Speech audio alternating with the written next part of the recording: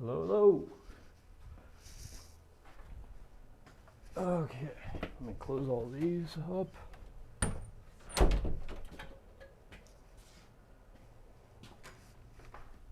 So, we're having a real test today because it is 17 degrees outside.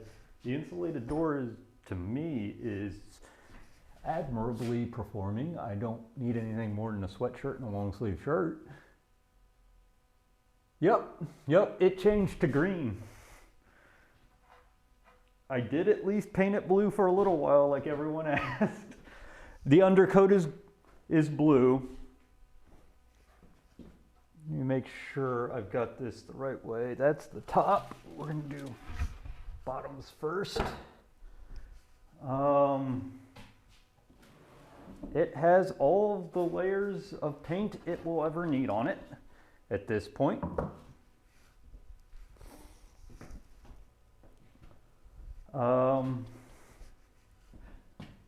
How you doing, Life in Pain, Mecca, and Nail? Glad to see you're all here. All right, so over the week, put on 2 coats of the Federal Blue and 2 coats of Lexington Green, and if you look at certain places, you can still kind of see the Federal Blue through it, and you can also see where just handling it chipped off some paint. So it's gonna look worn anyway. The last step, putting on some shellac to give it a little bit of wet moisture protection. Just on the outside. The inside, I think, is just gonna get some wax. Just some, like furniture wax to moisture feed it and keep it equaled out.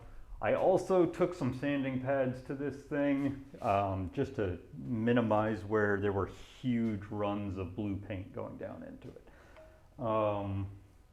So what we're planning on doing is just getting a thin layer of shellac on, putting it back together, and giving my tools a home. Yep. Let's see. Oh, I do like it. It's supposed to mimic, once you put a little shellac on it, it's supposed to mimic the green of a Windsor chair. So that's why I was like, yeah, I kind of want that. I want that. And yesterday I went out and bought a huge chunk of cherry. Should be. We're not putting on a ton of shellac. It should be plenty enough. This stuff goes on super thin. And I can always thin it out just a tiny bit more. And might actually, yeah, let me put a little more. Actually, yeah, I should actually like get a temperature gauge down here and see what the difference is inside and outside.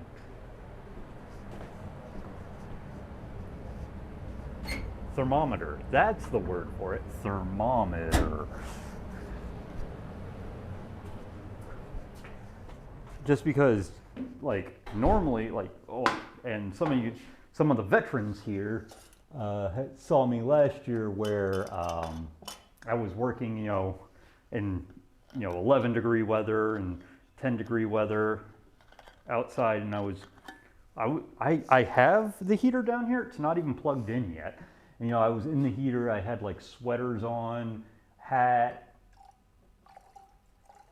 Let's thin that out a little bit more. Give it a little more, because we don't want it too yellow, even though this is blonde.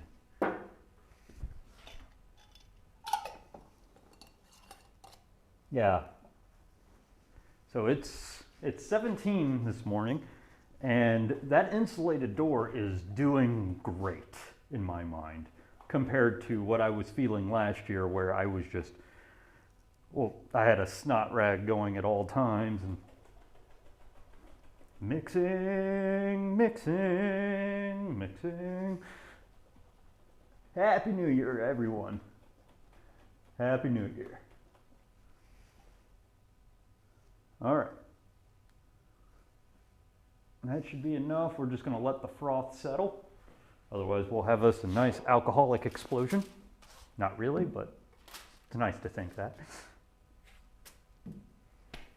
So, I picked up, actually, I didn't measure it yet, but it looks like it's a 7-foot piece, maybe, of cherry. Yeah. Okay, so 7.25 foot long of cherry. It's 8/4 by about 9.25 inches. So, well, hello, Samuel. Glad you came and found me here. So once that, okay, the shellac looks like it's debubbled. Let's start finishing my Dutch tool chest then.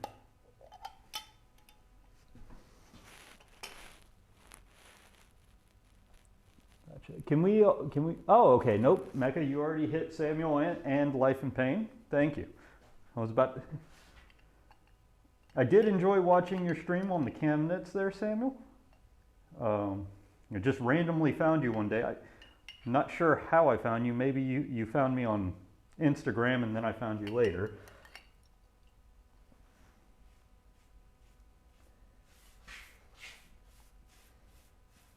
But yeah, if you notice, there's like a chalky kind of appearance to the paint.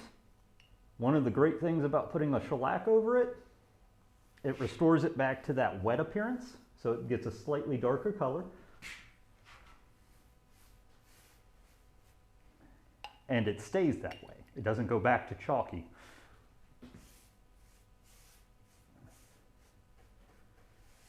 And if you notice, I was using a super high quality brush for the paint, and I'm using just a old shitty chip brush for the shellacking, because this stuff goes on really fast and dries pretty well. It evens out, I find.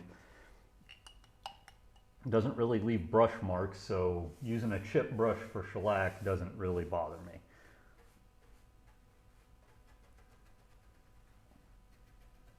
Make sure I get some in there. Only now do I realize my Chatatron is nowhere near me. Let me waste out that shellac there.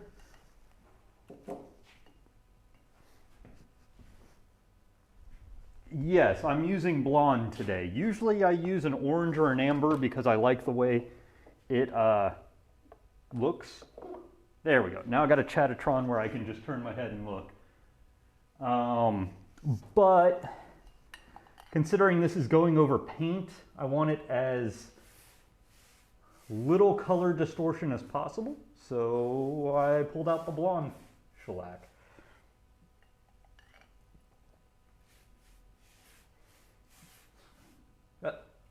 That's the only thing I don't like about chip brushes. Well, with shellac. I was about to say, there's plenty I don't like about chip brushes because they do tend to leave brush marks if it's not a super thin coat of something. But the big thing is they tend to also leave bristles. That's worse than brush strokes. Okay, and so what I'm doing right now, I'm just putting a layer of shellac on the bottom. Now it looks like I missed that part. There we go, okay. So that I can start on the rest of it.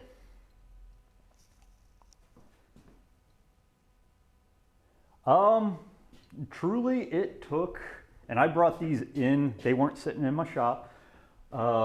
Because I was not about to put them in the shop when it was going to be 10 degrees at night. It took about 12 hours. Oh, look at that nice bright blue streak where I hit a chip of wood on the front face. I like it. And you can, like, anywhere there's a joint where I had to like press the paint in to fill, you can definitely see some little blue streaks here and there of Federal blue coming through. So I think as I use this, especially like on the drop front where, you know, there's going to be a lot of friction here, a lot of friction here, there's going to be some friction up there, you're going to start seeing the blue just come through. And I think it's going to look nice. at least when I was painting it, the blue and the green really did look nice together. So I don't think I mucked that up.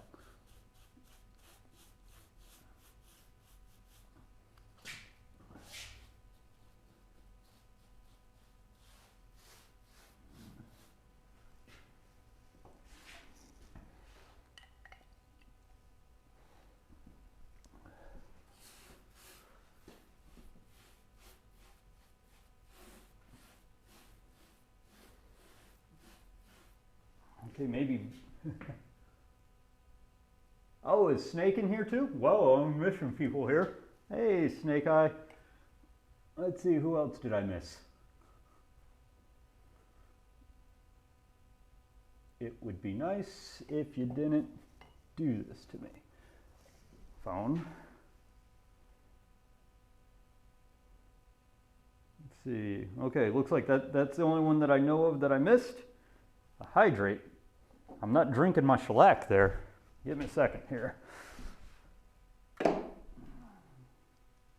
Pruss. I'm glad I dug this out. I really like drinking out of this. Oh, ooh, still very hot.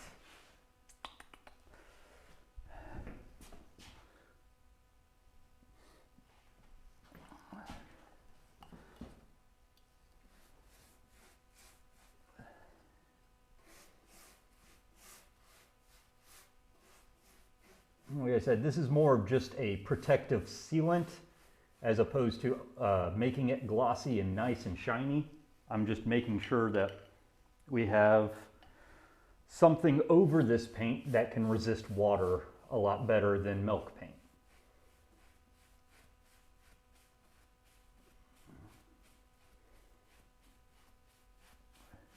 Because the whole point of me having a tool chest is me having a chest that can resist moisture. All right. And I notice now it is drying back to a slightly chalky appearance, but, well, I'm not that against the chalky appearance either. I realize now I am off camera.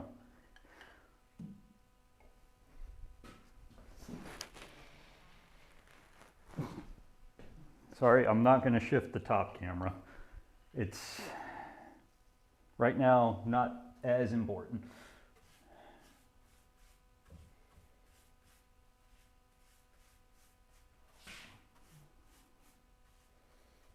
If I've got enough, I can always put a second coat of shellac on it to really actually bring it to the glossy look or the wet look of the paint. Not glossy look, I mean wet. The wet, darker color. But the more I put on it, the more protected the paint is from natural wear as well.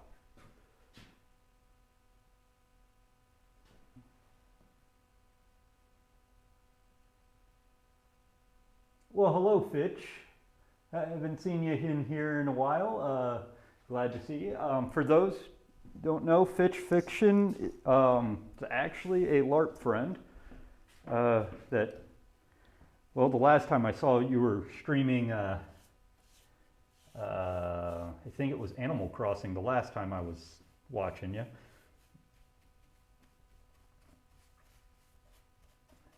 And I was probably way earlier in this last time I saw you stop in. I don't even think I had the front on this toolbox built yet.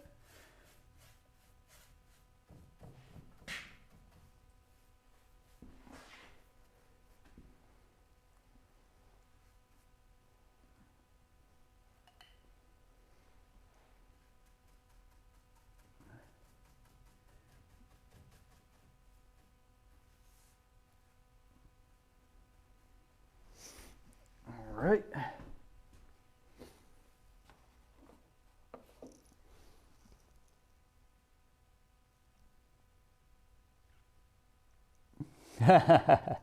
Good one, Snake.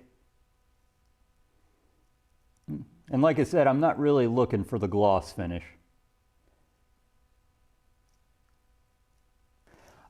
Actually, milk paint is fairly durable. It's a water-soluble paint, so exterior-wise, you may want to put something over it. Since this is not a fully protected, well, this is just a garage. I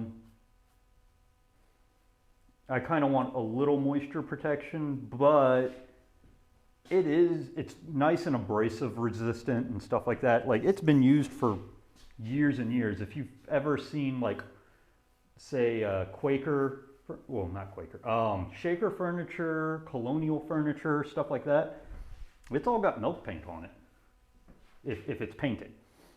If they painted it, they tended to paint it with just simple milk paint.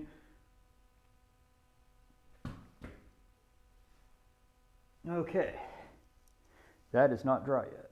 Or if it is dry, nope, not dry yet. Okay, cool.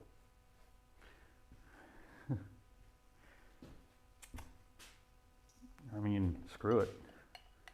While it's here, might as well do the top. Or the front, whatever you want to call it.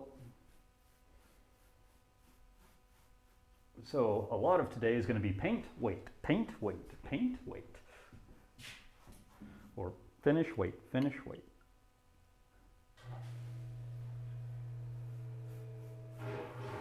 Like I said, this is more of just honestly, in my mind, it chipped off in parts where the paint was a little bit wet and it was sitting on one of the what's it called? The little spacers underneath, my little 2x4 spacers that I have it sitting on. So it basically peeled off because it wasn't dry and it was adhering to that. Like I said, in my mind, like, latex is great and weather resistant, but if you don't have a clean surface, it comes right back off. It'll just bubble right off.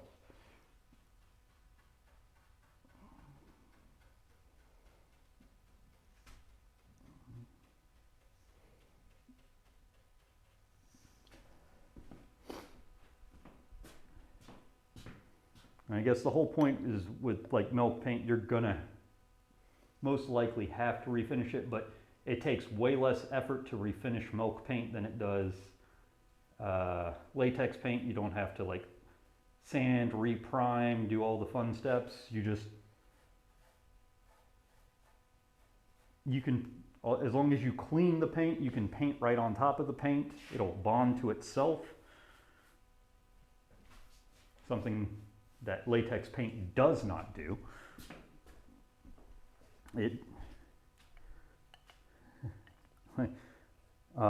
Very well. It does bond to itself,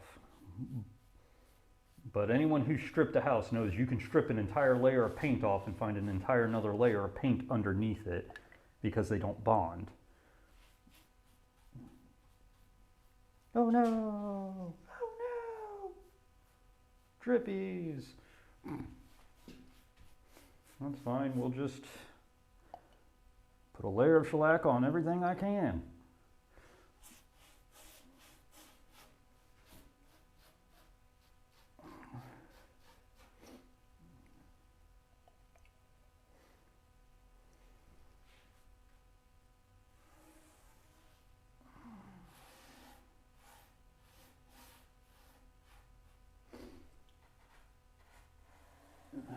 Like I said, the shellac is not really for abrasion resistance. It's for moisture resistance.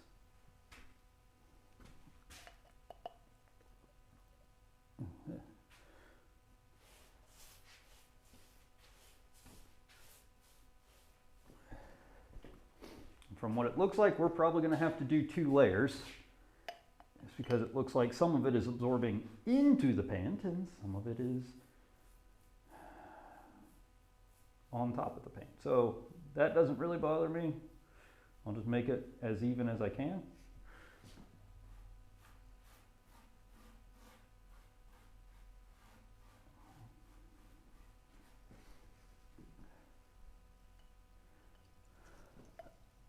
Oh, I keep forgetting.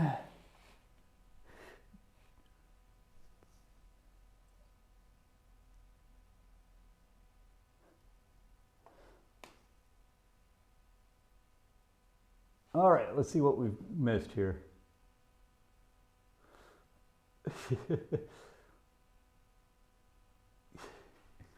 Yeah, that is true. I did just kind of get out of a dead sleep and went, I need to move the tools.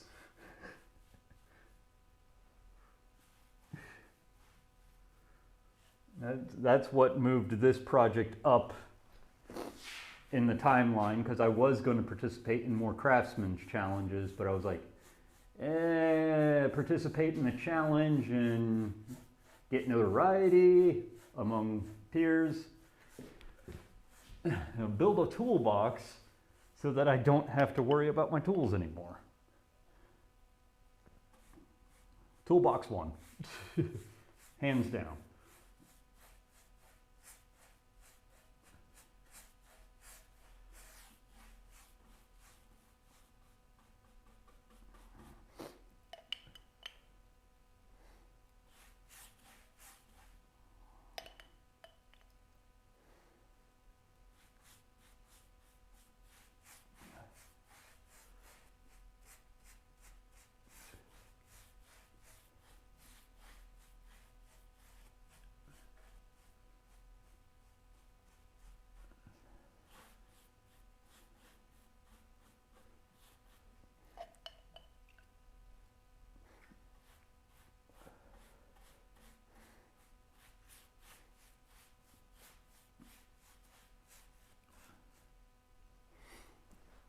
Okay, over to this side.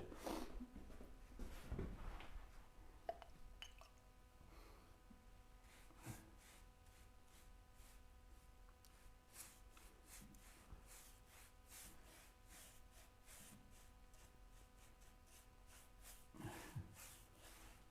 was going to paint this one vertically, like do the bottom, flip it up top, and paint it vertically, but I may have to turn on the heater just so that this stuff cures a little faster.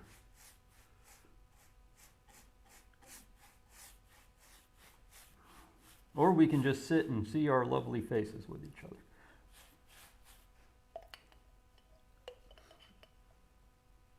All right. Minimax is not in the shop today.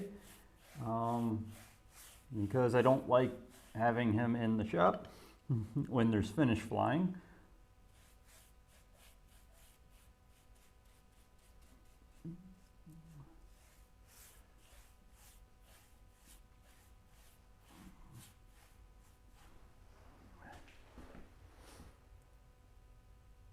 Yeah, we may just do 2 coats of everything here.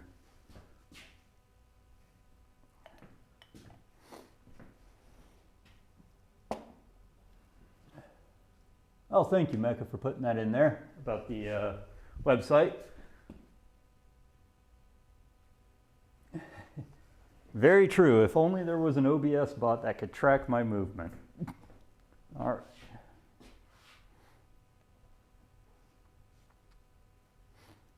Let's see what else I missed here.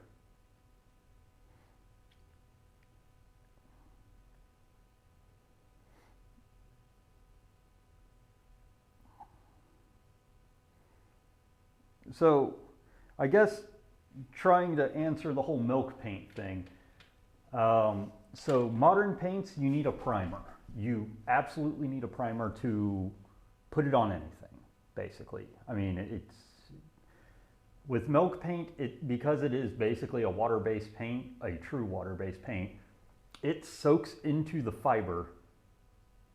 And actually, that would be kind of cool. Yeah, put a GoPro right on my head. It soaks into the fiber. The first layer is your primer. Not only does it soak into the fiber, it becomes a slight stain. So sanding it out, if you notice, like, there we go. you can still see where there's some blue paint in the base there. It's because I have to sand, I would have to sand extraordinarily deep to get it out.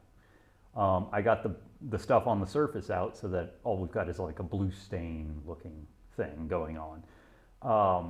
So it will stain the wood, and it seals the wood at that point. And then you put the second layer on and it starts to build actual layers over it. It's fairly durable. It's just because it's a water-based paint, if it's going exterior at any point in time, a heavy rain will possibly resolubilize it. But they're pretty abrasion resistant, basically as abrasion resistant as, like, you know, a latex paint will be. It's just, instead of getting that nice bubble where you can just start peeling the paint back, that you can with latex paint, you'll get like a flake off and then it'll just stop. And it'll be like the first layer maybe. And this thing's got 4 layers on it, so like it will, you know, slowly turn different colors over time, which is something that I like the idea of, that people do. I don't like the crackle look that people do with it, where they put like polyurethane under it and then paint it, where it doesn't adhere very well, but to each their own. Okay. Don't know why there's a big ploppy doo there, or ploppy doos there. But you are essentially dry enough to flip. Oh. You're still wetter than death. We'll fix that in a bit. Bottom is nice and dry. The rest of it is wet though, so just leave her alone. In fact, just leave this like this. If nothing else is ready, nothing else is ready.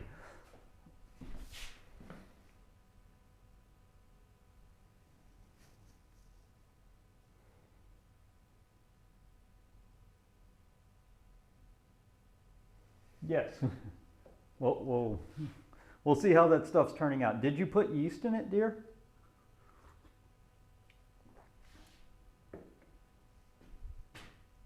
Or is it just ready for yeast?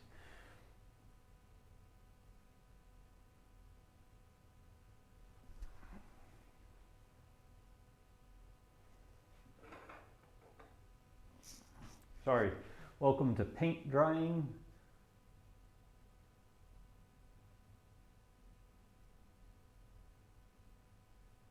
(101).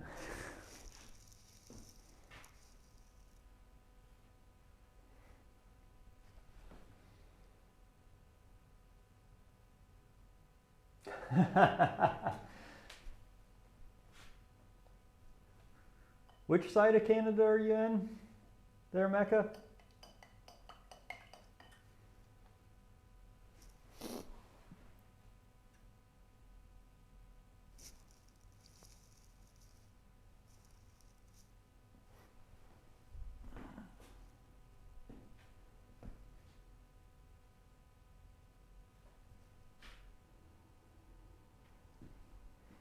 Yeah, we may do 2 coats on this, just to even out the first coat.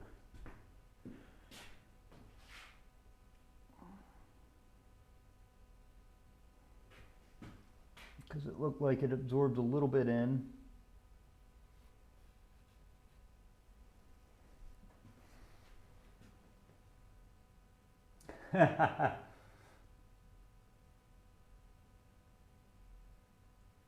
Okay, okay.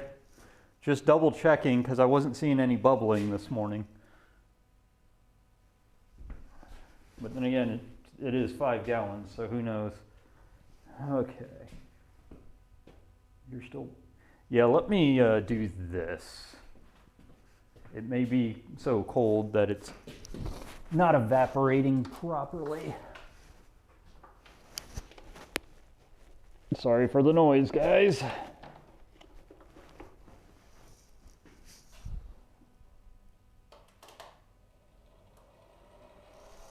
I'm gonna pump some heat in here.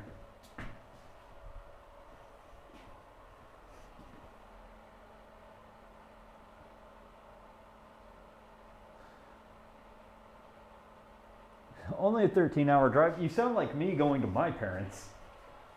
They're only a 14-hour drive, and I can do it in a day if I'm determined anymore. I used to be able to do it in a day.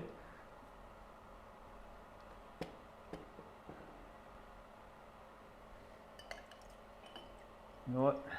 While we're waiting for this to dry, these are cheap chip brushes. I don't need to worry too much about it. I have about 1 billion of them. Let's at least cap this guy.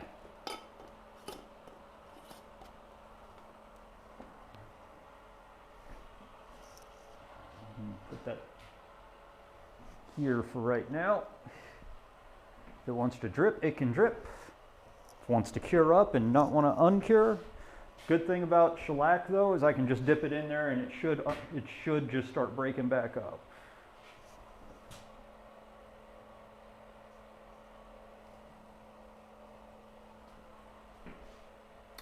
Yeah, I think 2 coats is where we're going to go.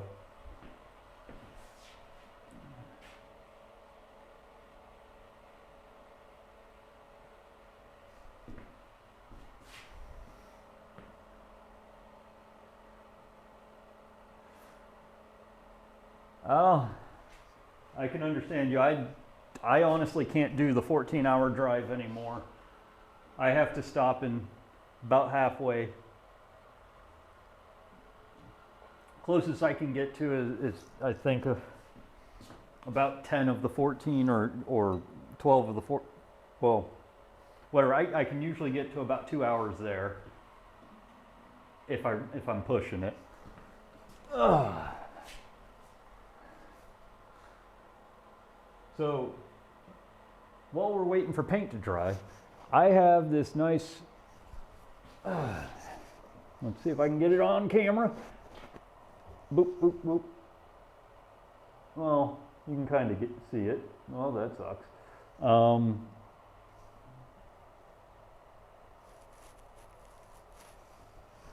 I have this nice big chunk of cherry that I bought to make a Moxon vise. There's also the Craftsman Challenge. And other side note, the chat bar here, would anyone really be worried if this went away?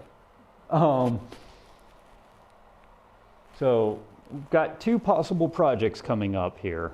The last of the major shop setup, and I say that last of major shop setup, not shop project, would be the Moxon vise, which will help me with dovetailing and a few other fun things. I should have enough wood in that one board to build the entire Moxon vise / table combo. And I have the hardware. I'm actually waiting for McMaster-Carr to send me the pivot washers or the spherical washers so that I can have a nice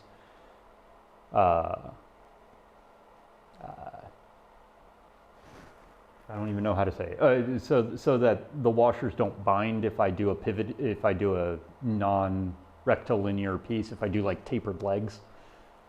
Yeah, I can show you what they look like later. But they basically, there's 2 washers and one's dished out this way and one's dished out to receive it so that if you get something, like if you tighten and it cants, they can shift on each other and not dig into whatever you're doing. But, so there's that, or there's the Craftsman's Guild Challenge, but which I'm thinking is going to be a marking gauge and a panel gauge. The thing is that like, I got 2 months to build that if I want to build that. It's at the end of February when it's due. But I kind of have the itch to build the Moxon. So I'm thinking, yeah, basically, except not as pronounced. But yeah, they're basically designed to receive each other, to pivot around each other. So I'm thinking about just building the Moxon vise on camera and working on the Craftsman's Guild project off camera, because there's a lot of, I don't even have like the plans fully worked out on how I want to make them. Here, 1 second, let's do this.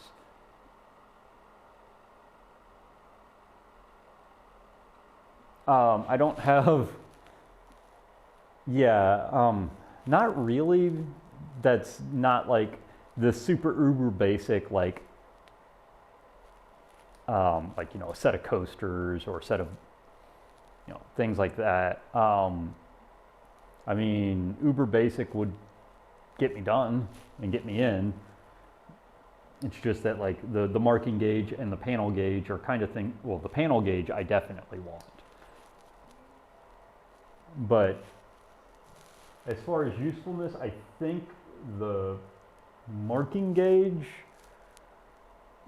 the Moxon vise would be more useful to build as soon as possible, kind of thing. And I'm trying to think of other projects that I might be able to do as a set.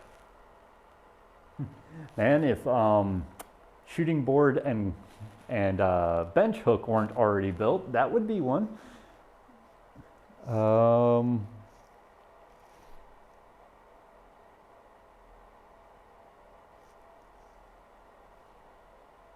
But like I said, I'm leaning heavily towards just starting the Moxon vise once this thing is put back together and the tools are in.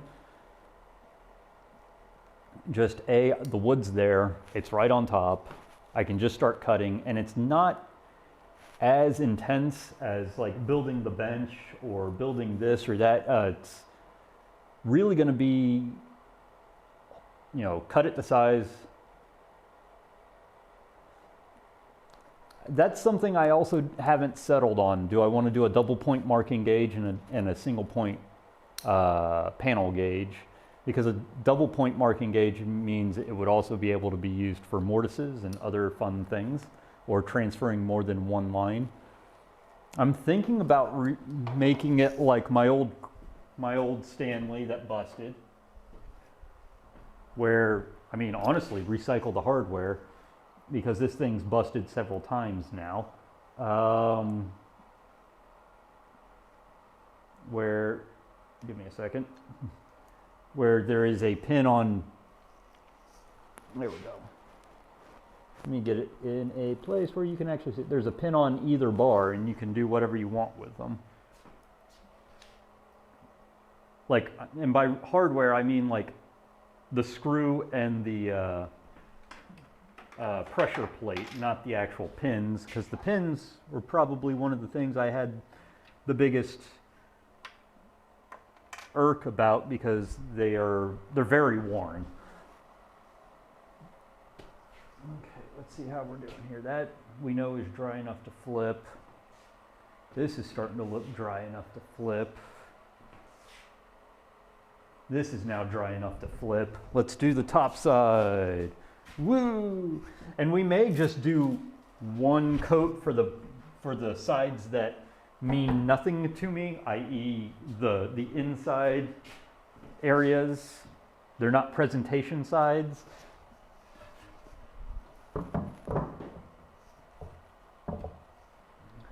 So it's not emphatic that I get them nice and even and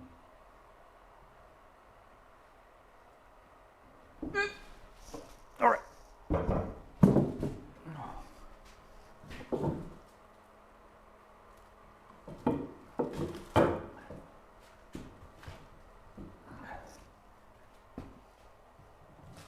There we go. Okay.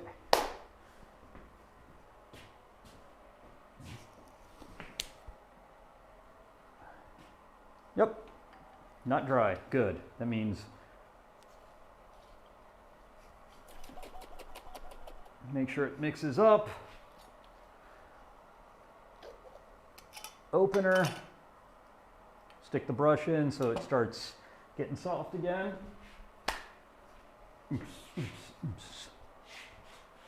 So yeah, I'm not exactly sure. I honestly think my brain's just gonna go, we're doing the Moxon vise. Oh, there's the little walnut lock is on the inside still. It's just kind of rattling around in one of the tills. This guy here is what I mean. The little walnut lock piece. He's just kind of rattling around in the till. So don't worry too much. Okay. Presentation faces.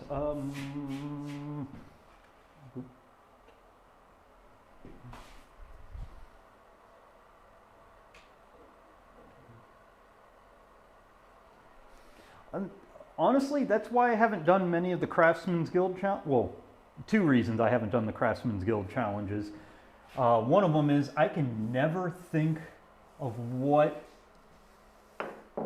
to do, and the other is I'm still setting up my shop. So it's kind of, not in a bad way, but it is interfering with shop setup, and these projects are much more important to me at the moment.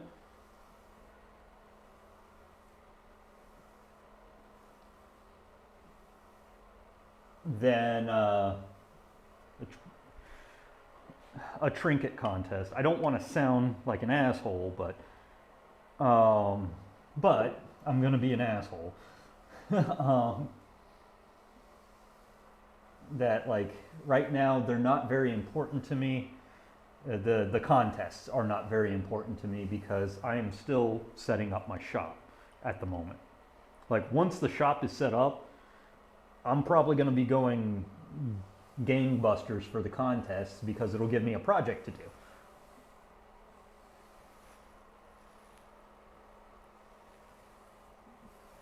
So what I did wrong on the inside was with lacquer, full complete strokes.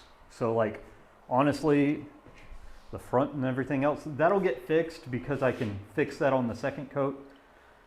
Because shellac dissolves into itself, so I can pull that first layer out. Honestly, if I didn't screw up the first coat, I wouldn't do a second coat.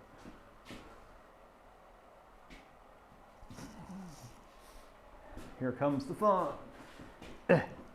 Sit on a sanding pad, sitting on a sanding pad. Oh, let's get Mini Mando out of the way. He doesn't need shellac. Actually, while we're at it, we're going to shellac Mini Mando.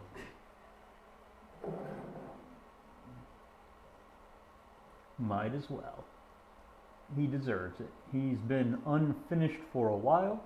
If we have leftover, maybe we'll also shellac the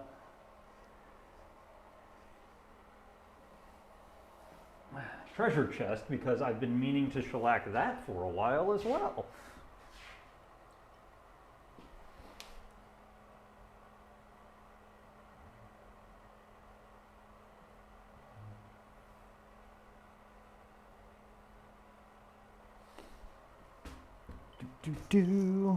Well, you can definitely see where the shellac spilled over. Oh, no! We'll even that out in a second.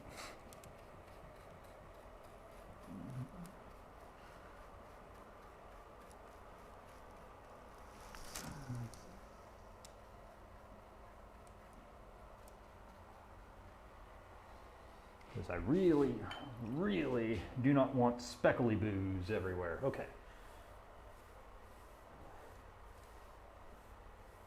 Yes, you're going to hear a lot of weird terminology from me today. Okay, speckles are gone.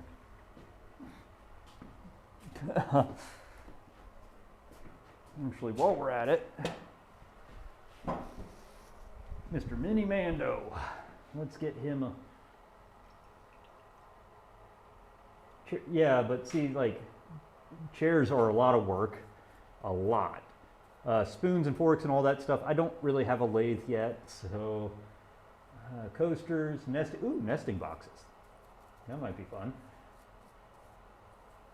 Kids toy. Yeah, I could definitely do that.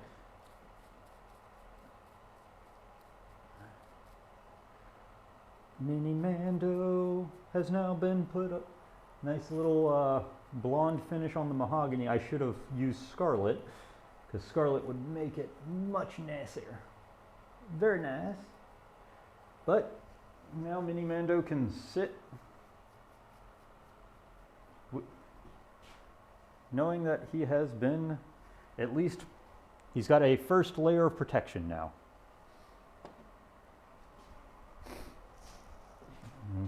We'll definitely put more than one layer on Mini Mando because that's required by law. Okay. Spinning, spinning around. So you can at least heckle at me. Okay. We'll at least do this. I'm going to at least start trying. There we go.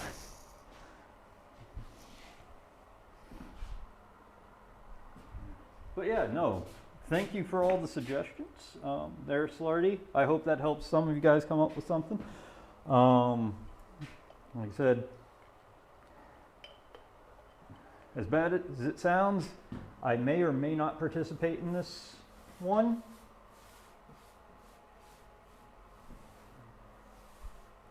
But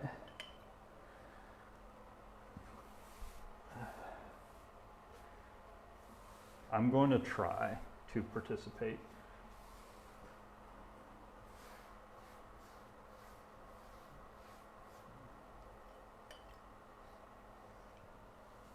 There we go. Go with the grain. Go with the grain.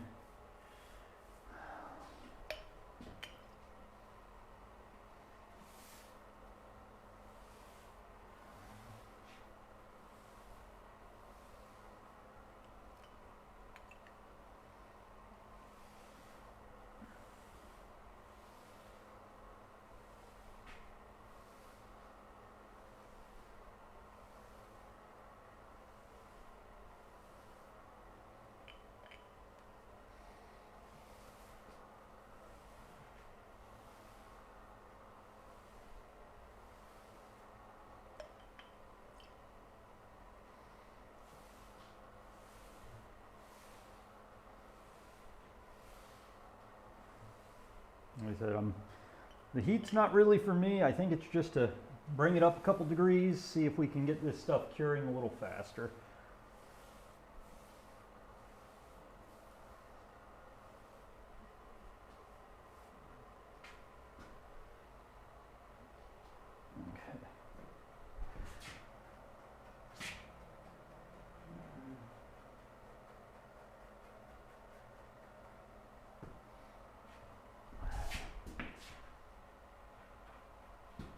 Seal the edges, seal the edges, seal the edges, seal the edges.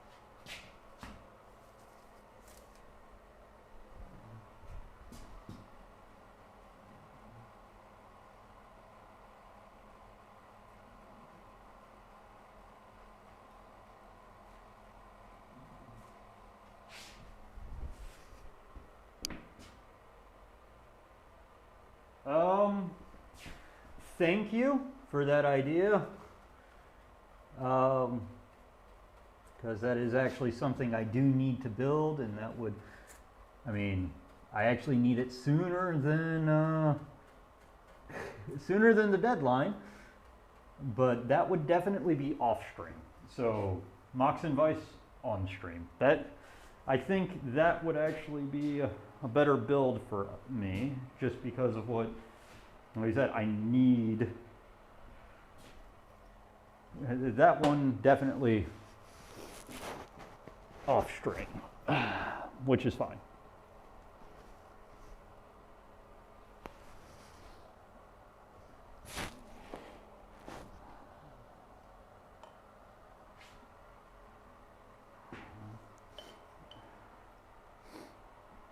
And I know you don't want the style chair that I want, but we can talk about styles of chairs here soon. But I think you just won over what I'm building as a set. Because you reminded me of the thing that I want to build before we go back LARPing and camping. And that one for, okay, but that will definitely be off stream because I will definitely be using power tools for that. Oh, I said the P word, sorry guys. I'll say, what, 7 Roy Underhills and pray in confession tonight.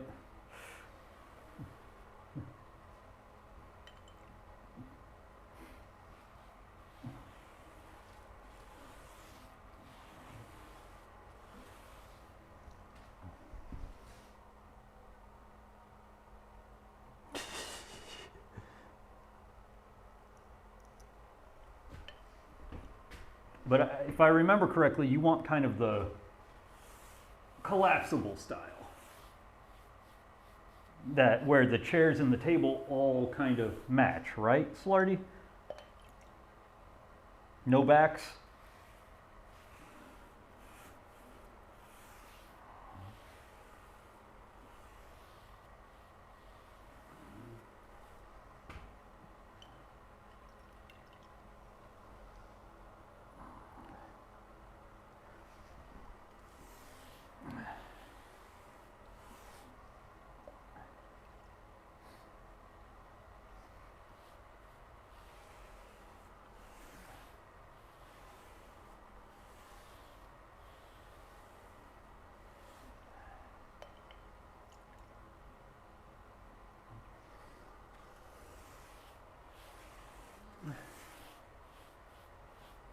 That's why it would be built off string, because of the P word.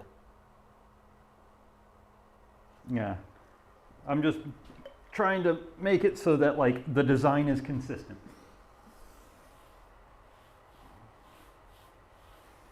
Because if it's going to be a set of things for a contest, I don't want to put my type of chair with your type of chair and then a table, and they'll have all 3 things look like they're just things I built and threw together and called a set.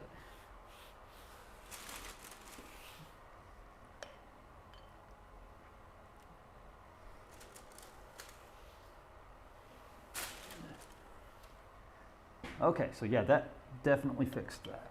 So I think at this point,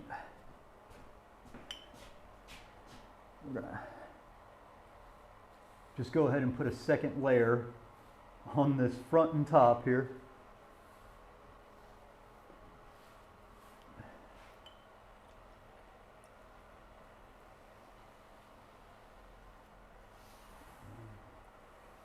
Remember, you're Karate Kid.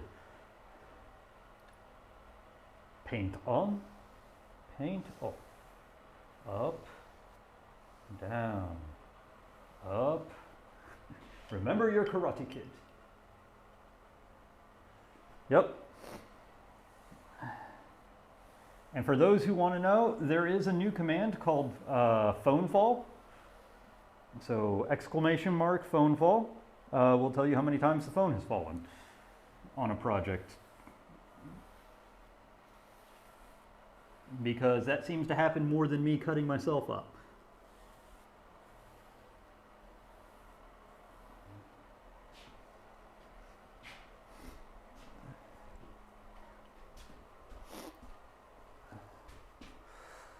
Oh, Lord. Well, the top's just going to have to be different. Here.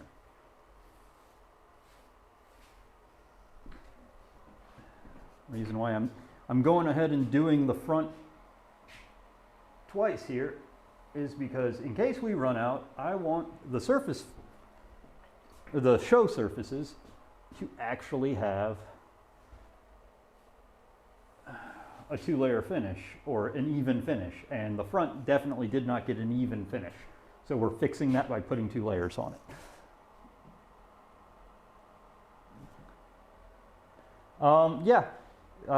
Very true. It's not a true project until you bleed on it. I do have the blood counter, redwood.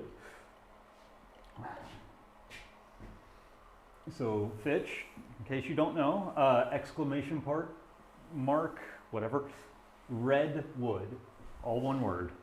That is my bleeding on project counter.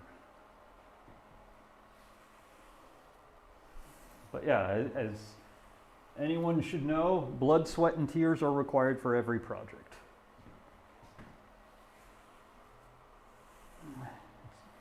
No, it's part of the steps of denial. At the end of the project, you hit acceptance.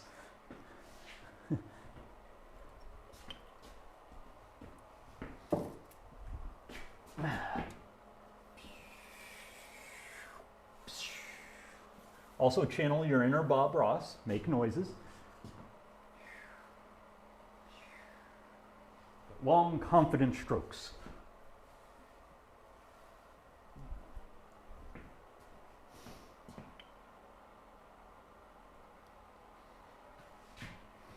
And I don't want to sound mean or anything, but the way to increase that number is only through mods or from myself.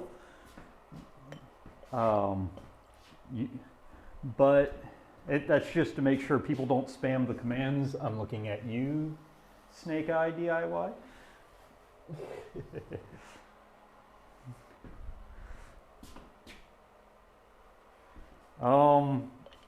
At some point in time, I may have to show you a video where I was in a talent show, kind of like a Miss America talent show, but for guys at our college, where my talent was icing a cake. And you got to remember, this is a bunch of guys doing it, so we're like, how can I make this as big of a joke as possible? So I iced a cake, something I had never done before in my life. Let me stress that. But I dressed up as Bob Ross, complete with a fro wig. And I had like a tool belt full of like spray-on icings and like icing buckets and spatulas and stuff. And I was just like going through it going, today on The Joy of Painting, we're going to do something just a little bit different. As I was walking through the grocery store a couple days ago, I had noticed that the icings had peculiar names. Like this one is sky blue. This one is meadow green. And so I was inspired to ice a cake here today on The Joy of Painting.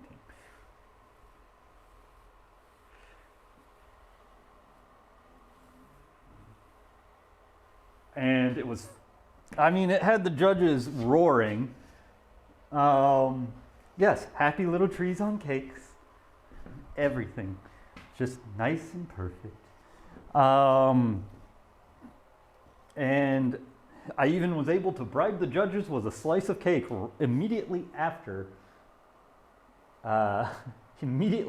my talent show presentation portion of it. Because it was like a little Miss America. So there was beachwear, there was talent, there was a giant dance and song number that all of us contestants had to do in synchronous to each other. You know, it was one of those things where it was just funny. Like, you know, what would be the best, like, day in spring or blah, blah, blah, blah, blah. You know, it was just one of those things where, like, we were all just taking it as a joke. Okay, now we are going to cap what's left, because I think I am going to do the front one more time, and we may not do the back again. Oh, Boyd will have his competition in the spring. Hint.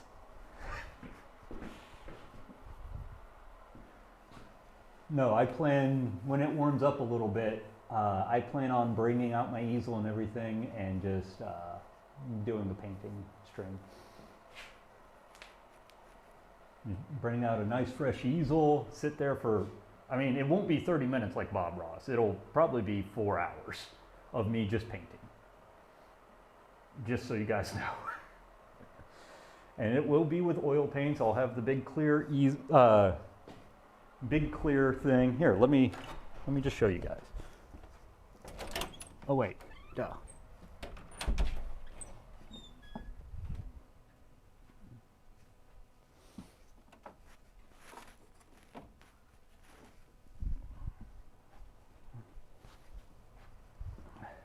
So I haven't painted in a good while, but like, this is one I started in college a while back.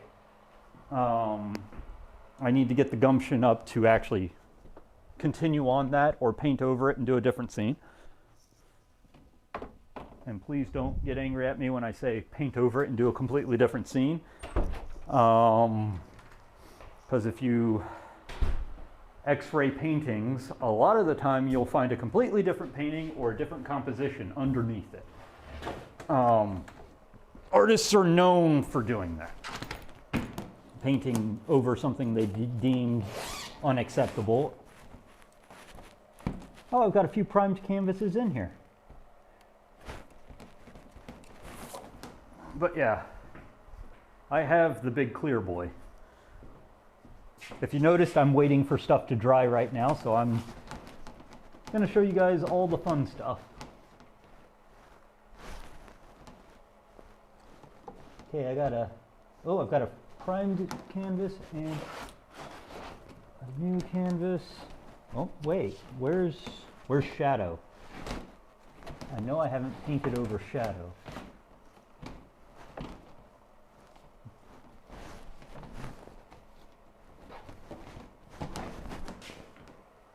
That's very interesting. Shadow is missing.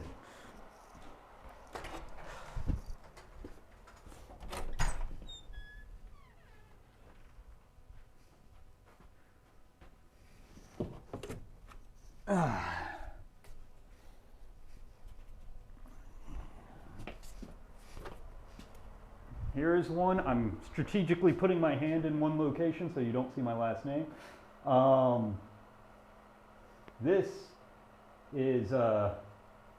This took months in high school to do.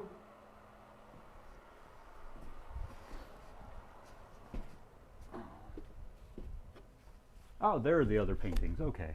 I just don't have them in there. Got it. Okay.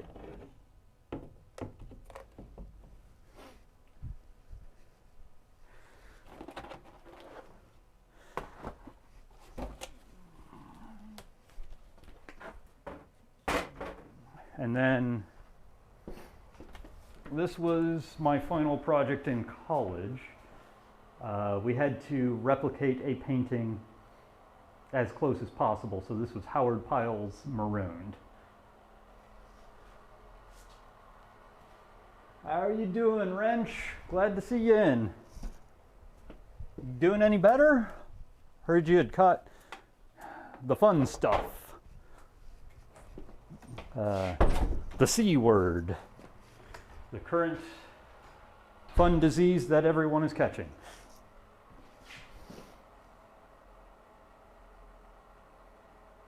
Yeah, I started checking. There's probably a bunch more. Tip top now? Good to hear, good to hear. Let me see if I can find shadow, because that never got finished and probably never will.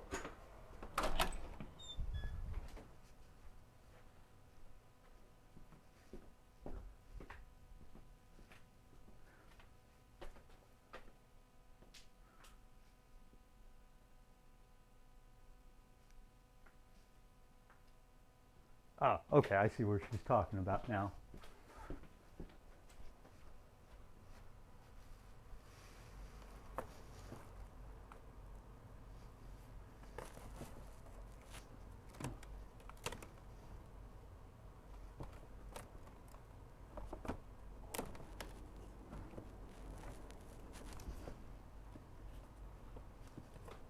This looks closer to my kind of than her. Yep, there's Shadow.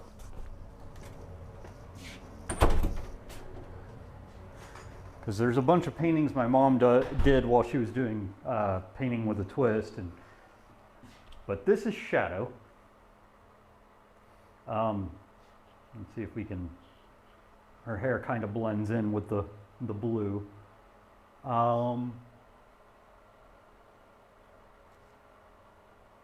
But I don't know if I'll ever actually finish her. And by I don't know, this is started in high school.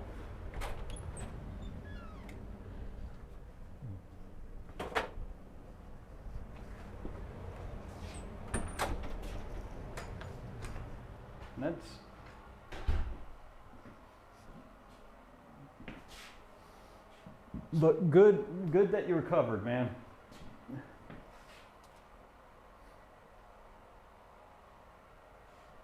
Good that you recovered. Right now we're waiting for shellac to dry, and then we're going to put on another coat.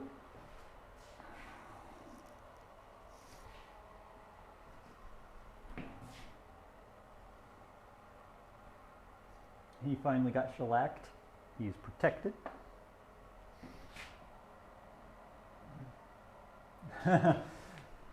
It's actually a Glamour Shots pose. It's actually like, if I can, I don't know if I have the picture anymore. That's why I don't know if I can finish it. It's a person I knew in high school. They asked me to do a, like I asked, like if anyone had a picture that I could work with to like do a portrait. A portrait, because I'd never done a portrait before, and Shadow gave me a portrait of her that was like an old Glamour Shots thing from the 90s.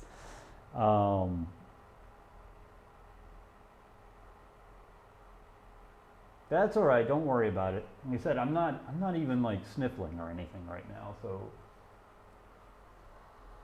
And like I said, we're just waiting for stuff. Yeah, shellac dries by evaporation, and it's alcohol. The only thing that's slowing it down is it's a little bit cold, so it's evaporating slower. Yeah.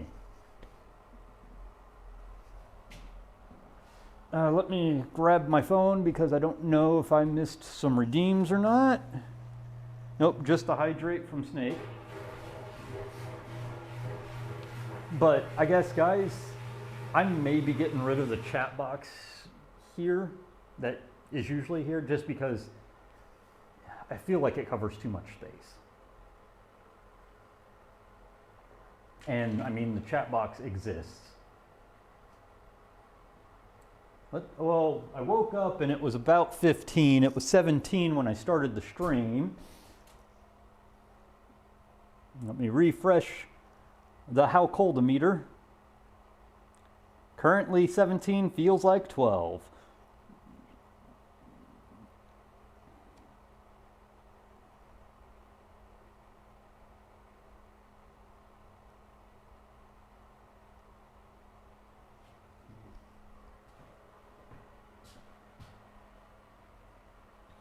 Okay, the lid definitely is drying very evenly. The second coat looks like it's evened out a good amount of it. I'm not really worried if it's not truly even, because like I said, it's just gonna wear and chip, and that's the whole aesthetic I'm looking for, is that it's gonna look bad. I don't know in the shop. We need a thermometer. The shop is insulated now.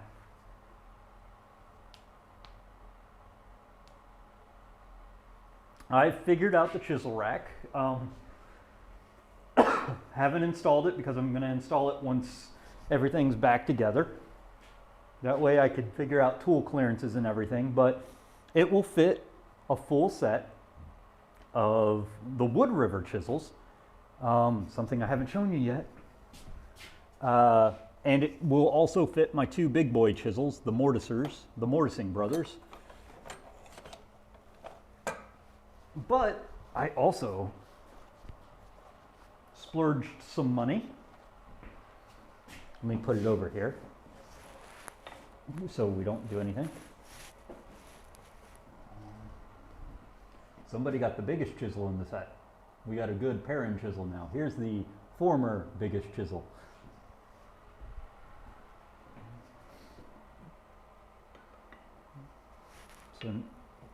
So now I have the uber big boy chisel.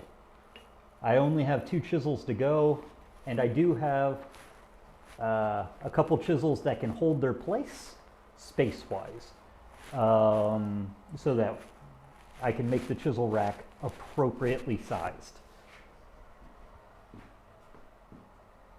So basically what it's going to be is a chunk of this nice leftover poplar. And since they're all socket chisels, I'm going to drill a 1/2 inch hole for each chisel. The mortising chisels are different, but the socket chisels are all the same. 1/2 inch hole with a 3/8 inch entry, because the 3/8 is as small as it gets. And then there's going to be like a little spacer further down in the on the wall here. Like we'll have the rack here, the spacer down here, so that like when I put it in, the blade goes behind the spacer. It's protected from getting dinged on anything, and it locks the chisel in.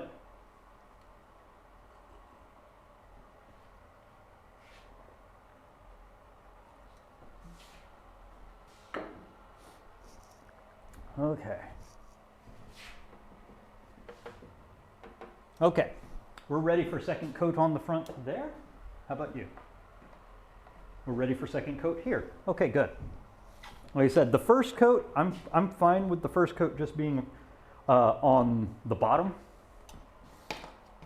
and the back, because, like I said, if I skimp, I can always come back and do the bottom and the back later. I want all the show surfaces to have nice continuous shellacking.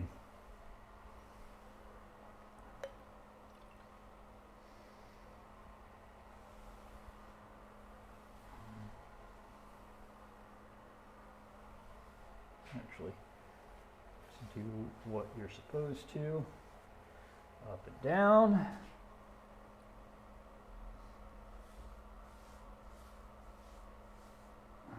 Up and down. What I love is this stuff doesn't bubble. It thins out nice and proper.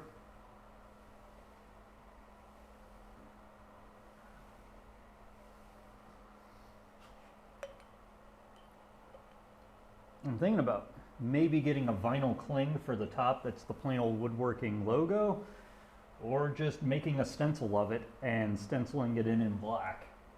Actually, that sounds like fun. Just getting some black and stenciling it in.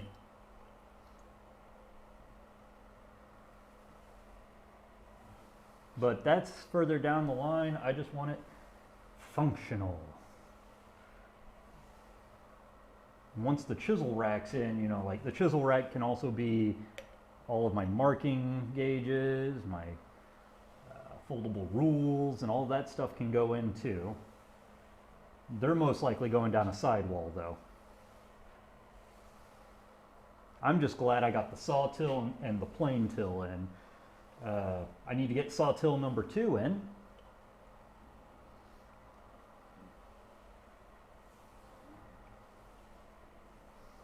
Which is on the lid, which there's a reason why it's not on yet.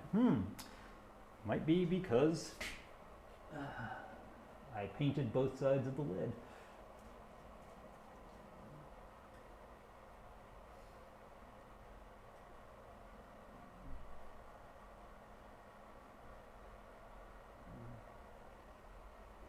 Oh, this is the back of the lid. Okay.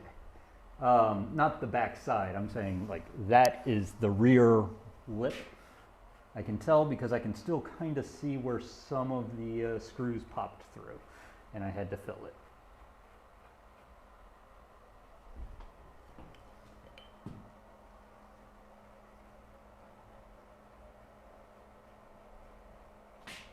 I still kind of find it funny. For anyone who wants reference, if you build a Dutch tool chest and you want to milk paint it like Christopher Schwartz suggests, 1 bag of milk paint will be 2 coats of paint. Hello, hello. How are you? 1 nod for yes, 2 nods for no. Even though that doesn't answer the question. Oh, okay. We'll see how it changes. It's honestly just as warm in here as it is inside. I was about to say, it's not very cold. Like, and I did turn that. Yeah. It was colder before I turned that on, but not by much. It's maybe a little chillier. It's a little chillier. You'll feel it once you've been in here for a bit. But Around Max in, I mean, he was just napping on the pavement, so Yeah. I don't know if he was really too cold to be outside.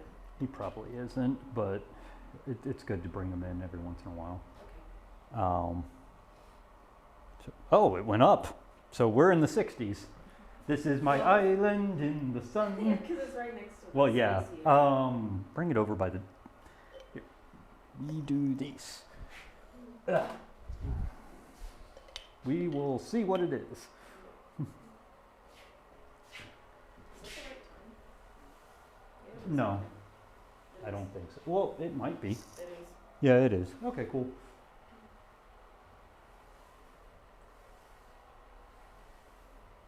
Yeah, that looks better with the shellac cut. Yeah. It takes the white cast off of it. Yeah, it takes the chalkiness out of it, or the chalky look. It still looks like a matte finish, but That's it's- fine with me. I like matte. Yeah, white cast is. Yeah. I like What's the white spot on your? Oh, okay. shellac bubble. Okay. Okay.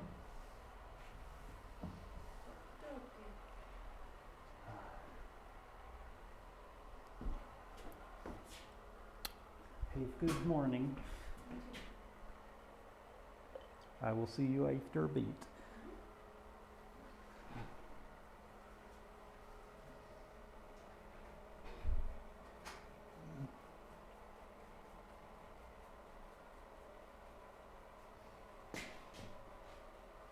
I may honestly put a 3rd coat on the front and the sides just because I screwed up the 1st coat, just to even it out. Of this guy. That's what I mean.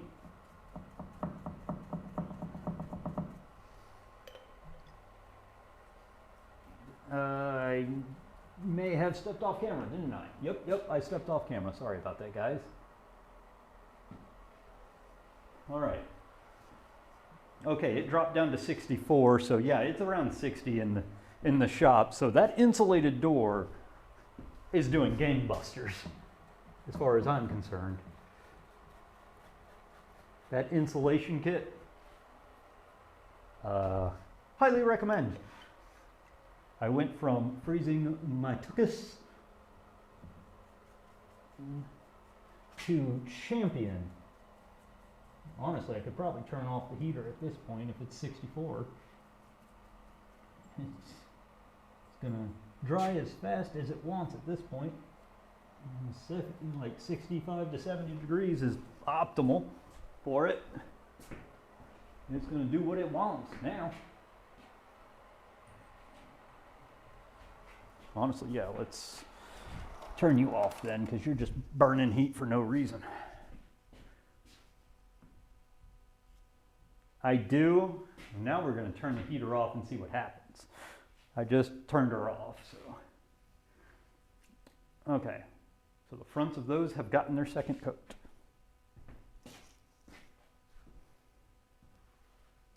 Let me.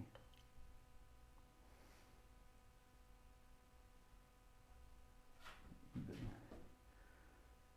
that out.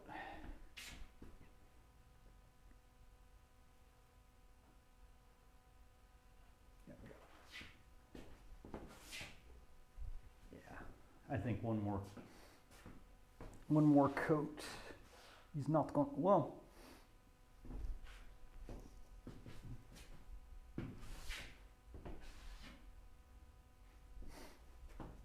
How about this? The edges don't really need it. The edges have their 2 coats. They look good.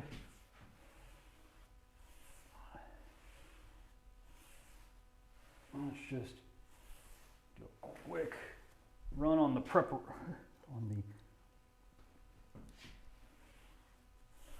presentation faces. I think we're done because I don't think the bottoms need an extra coat, in all honesty. Like I said, it's more of a seal it against moisture than anything for the bottom. And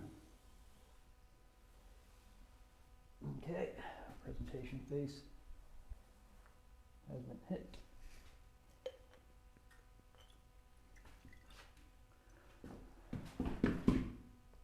Danielson.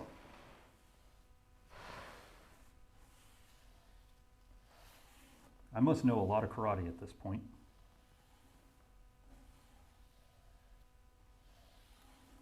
Or at least how to block.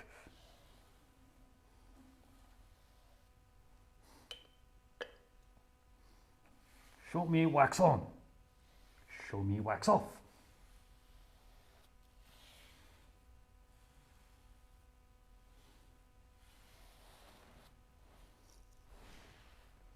Please don't demonetize me for quoting movies.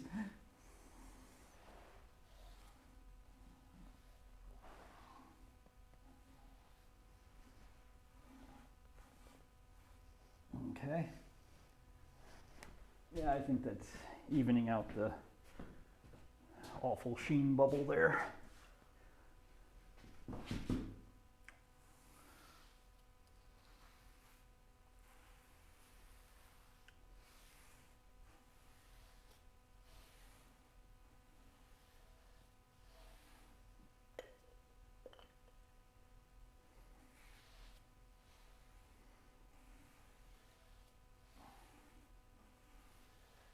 All right, this finish will be durable enough as long as I don't decide to drink whiskey on it. Or rum. More likely rum. I liked whiskey a long time ago, and then I became a rum fanatic and a pirate person. Still like rum. Or still like whiskey. Just rum's my jam. Okay.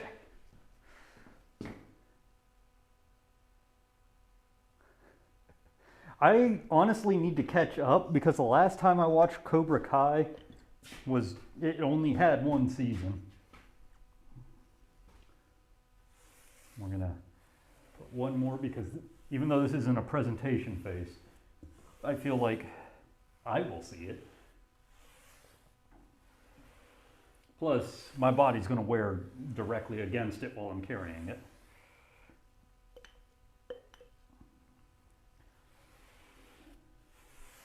And then once these have dried, guess what, guys? We put the hardware back on. Hardware! Hardware! Put the handles on, put the hinges on, put the lid on, put our tools back inside. We're gonna have us a nice chest. Very nice chest. I'm glad I chose this color, actually. This is, to me, is very nice.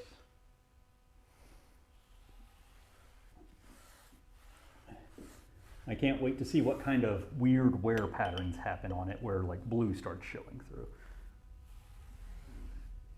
It'll have its own little diary of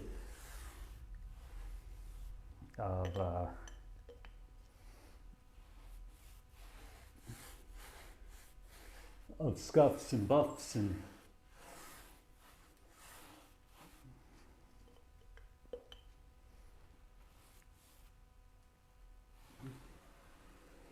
oh no.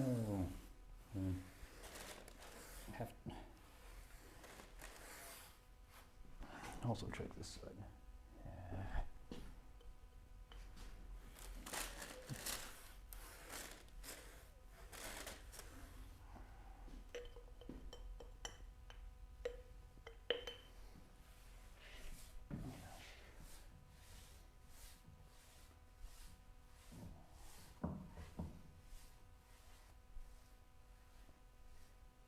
There we go.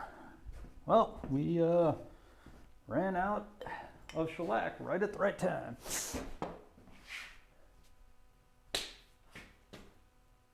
All right, well, I'm gonna have to see season 2 and 3, and maybe if there's 4, 4.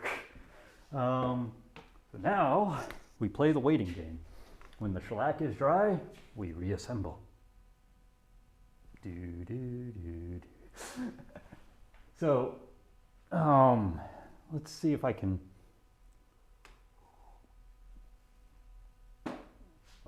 get you guys at least an idea of what I'm building next, because we've now decided my way forward is going to be a set of camping chairs slash table maybe. So,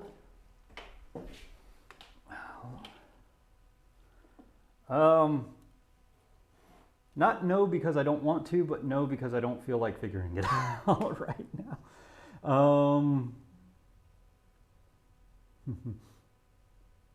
Man.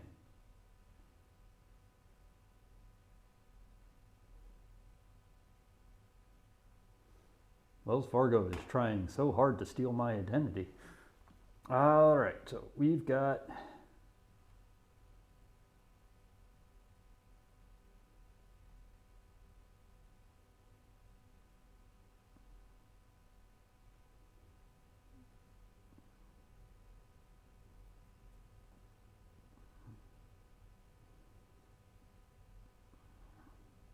sorry, I'm trying to look it up here. Planning.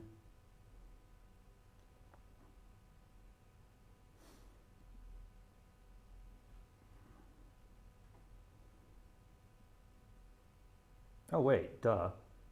I've got it on the Discord, don't I? Don't I? So let's do it this way.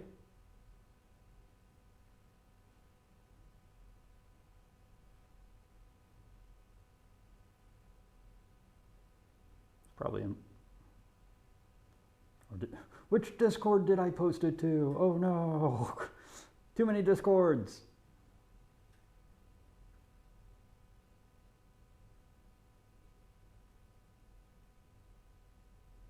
There we go.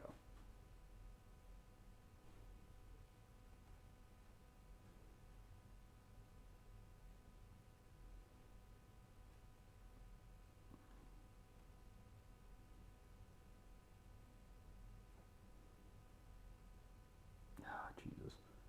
Let me see what I can find.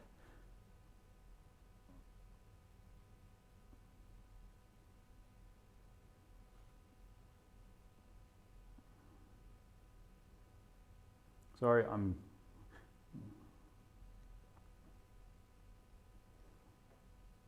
going insane here trying to do something.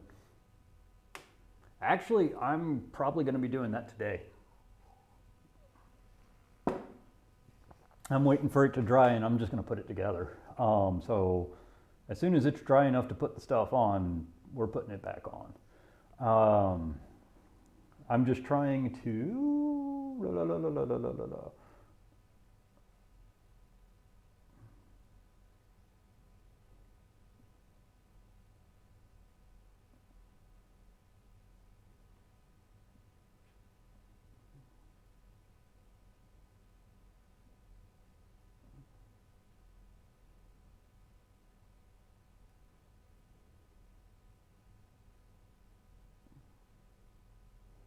Come on, phone. Work for me here.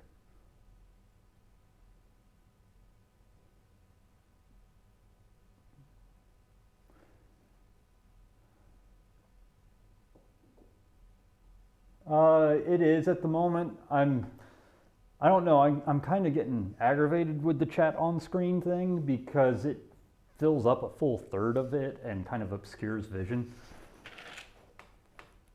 It's still there. I can easily boop, put it right back up, but it's just one of those things where like I'm somewhat getting aggravated with the fact that it fills up. Yeah, but it's just I've got like 1/3 of the screen is Craftsman Guild and top down, and then like 1/3 of the screen would be my work, and then I don't know how to. I might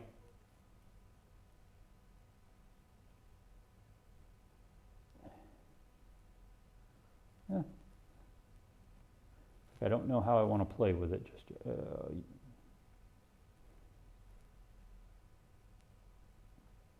Oh, yeah, it's a ratio thing. Awesome. So, but anyway, what I was trying to do,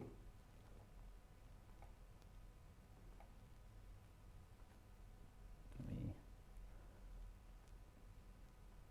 sign into my emails.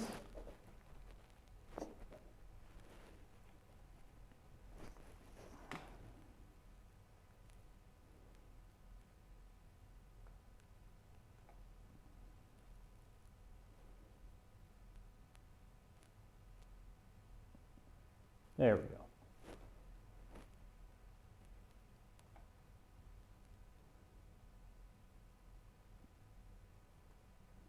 Then we get rid of that. I don't know why that's open, but it needs to be closed. Then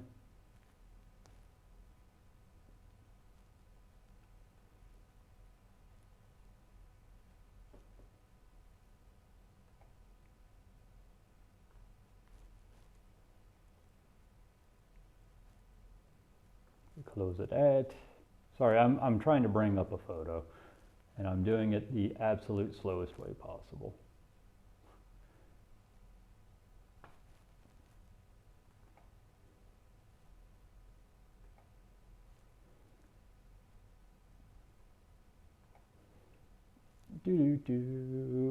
Add source. Now that I've got the image,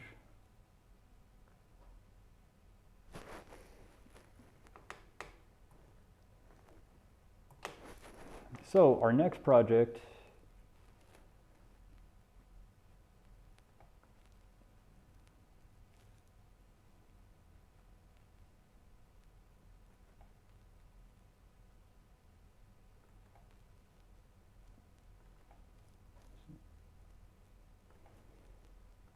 is going to be a little Moxon vise that looks like that.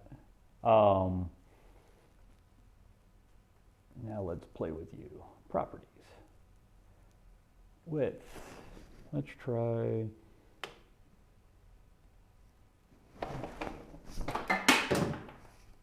Course.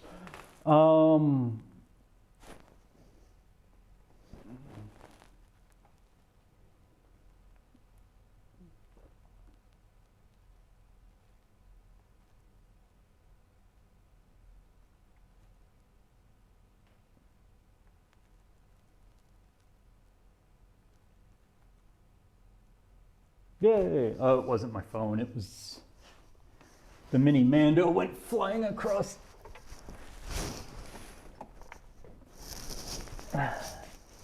He rolled off the thing and I tried to catch him and he went flying. I'll just have to dust him off. Luckily, he's sealed. Now it's easy to clean him. No, just mini Mando, that's all. This might work. Just keep it, like this.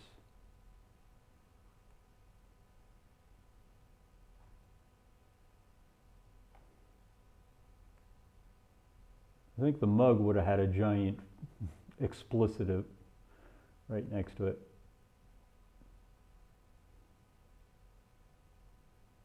Okay, I don't like it centered. Why is it centered?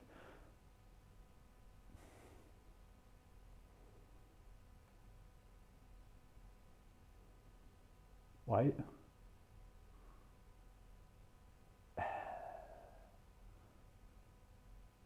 Why is it centering like that? RGBA, margin, 0 pixels, auto. I honestly couldn't tell you. Okay, cool.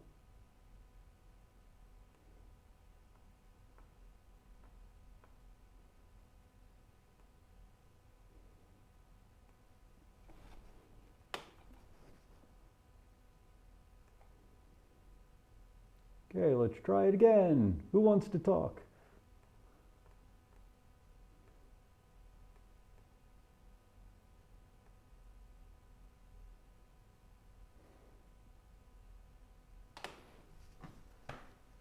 All right, we'll try that for right now. You can always bring her up a little bit or make her a little wider.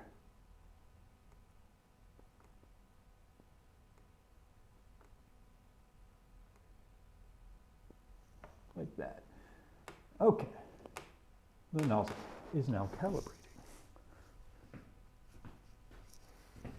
The nozzle.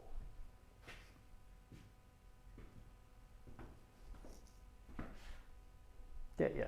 We're still drying. It's not a perfect coat, but looks fine to me. Definitely has some brush strokes in it, but the paint had brush strokes in it anyway. We do not look away from the nozzle.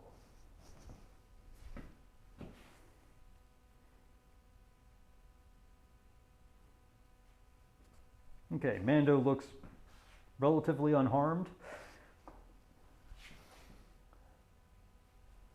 All right.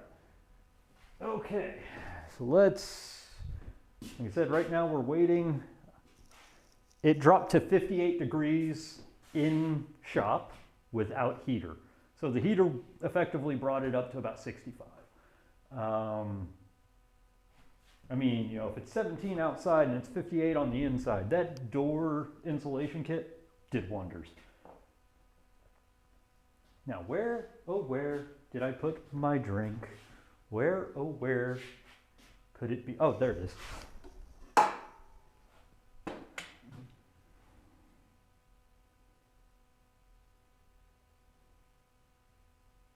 All right, guys. Sorry for the paint drying stream. Mecca, do you mind putting in a, let me put in a stupid long message here. We'll just, oh God, no. You weren't supposed to be clicked. Undo, Control Z. Yay, Control Z.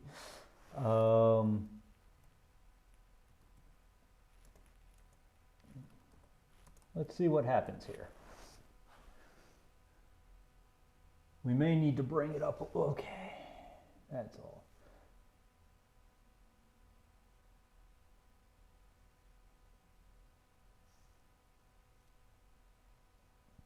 Okay, so we're gonna take that off here a bit.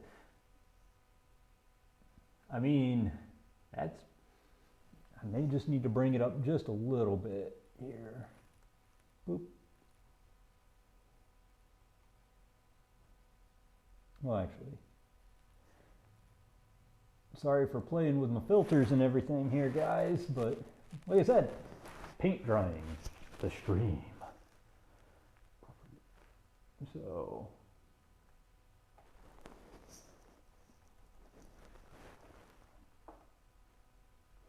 just playing with this because I kind of like the idea of having it down here.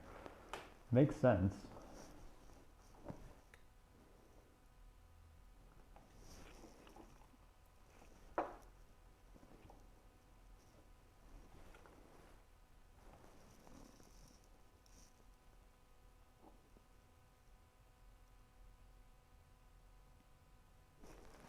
It's all about personal load. I'm not going to force one way or the other because, like I said, I may be tapping out as well, but I'm going to see if we can make some chairs because Slarty brought up a good point. I said I would have those chairs done. Okay. There's still a little...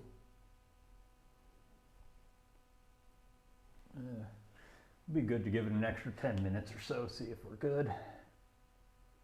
Because I don't want to flip them over and start putting screws in them and then all of a sudden we have a problem.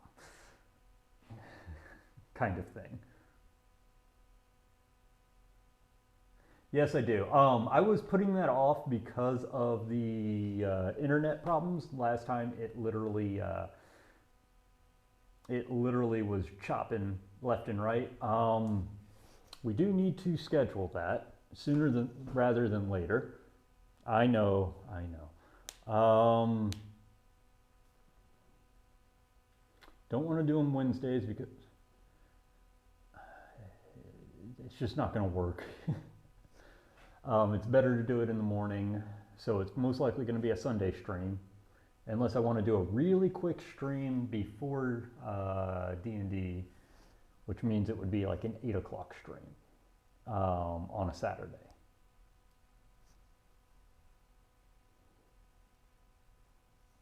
Yeah. So it won't be this upcoming weekend, but I'm thinking maybe next upcoming weekend, like 2 weeks from now, possibly.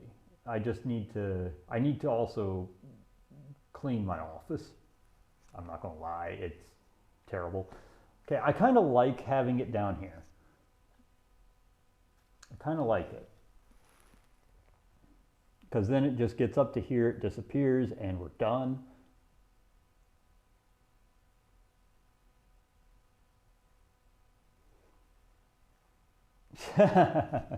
Mach 10.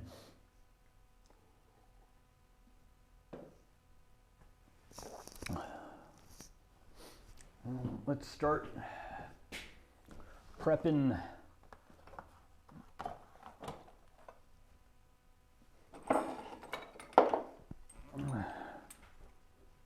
Okay. We need you. And I also need the Phillips bit as well. If I can find where I put that.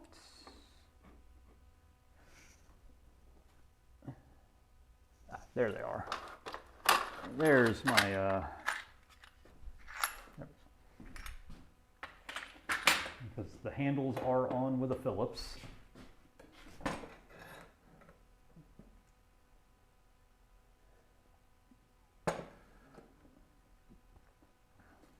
Yeah, I need, that's another setting I need to look into. 1 second here, properties. Okay, that's not going to be there. That's going to be on Streamlabs. I can play around with Streamlabs here in a bit, and I think the centering thing and the amount of messages is more a Streamlabs problem. But yeah, having it just be less tall means that like less of it is shown. And it stays like in the bench plane here. It never gets higher than the bench. So I kind of like that. All right.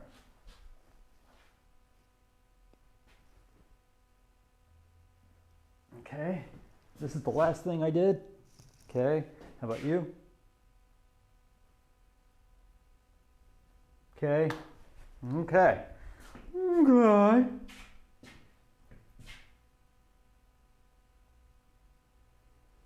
So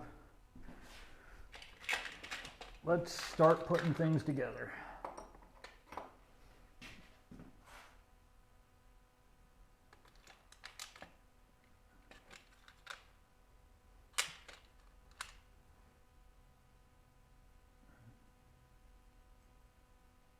Okay, all right, so.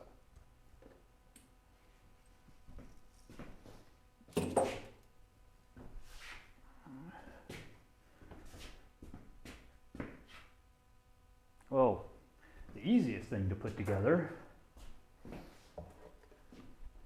put the drop front in.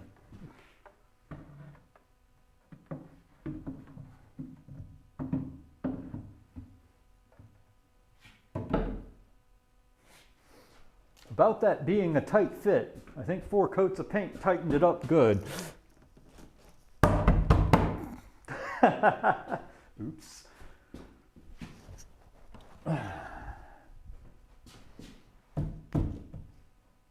Unintentional consequence.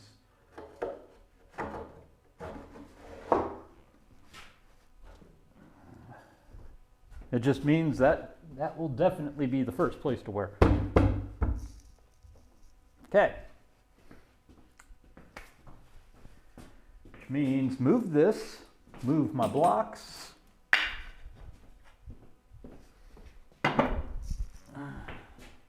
Also move this. Everything's dry enough now, so we're gonna put her together. Other sticker blocks. Put you back here so I don't lose you.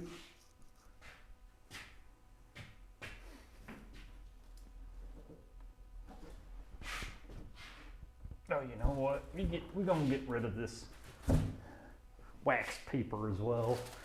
It did its job, asterisk, because it shifted a bunch, so there are definitely blue and green speckles all over my guy, but I mean, all over the bench, but not a big problem because like I can plane it off. I don't even know why I thought it was going to be a problem.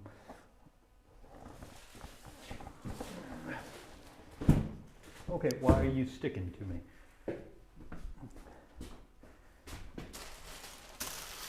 Okay, there we go. Plus, it just looks even more used. Now there's paint spots. We're going to be smart.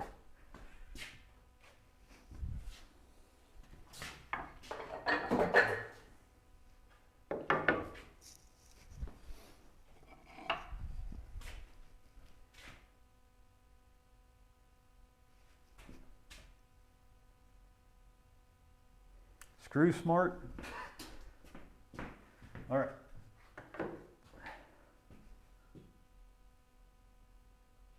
Okay, so right now we're going to put on the part that can't be done if I lay it down. Where my big, cut off screw. Put on the straps. Okay. Why am I doing it from this side?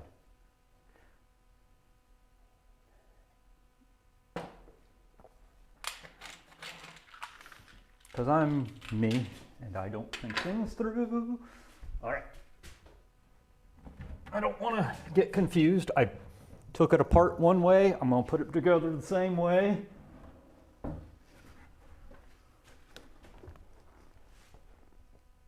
Plus it puts me directly behind. So I know I'm putting the right things in. Where are you at? Okay. One of these, please. Okay.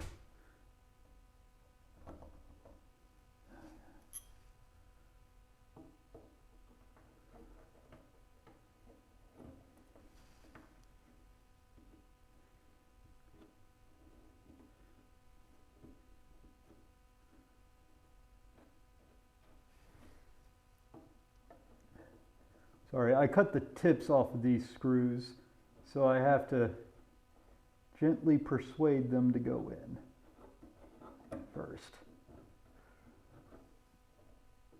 Okay, before I can start just ramming them home, got to persuade them in. Okay, this is the correct strap for this side.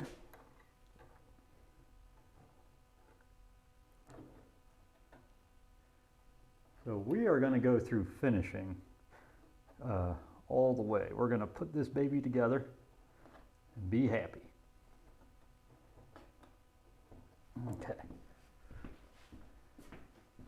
Let me bring Chatatron here.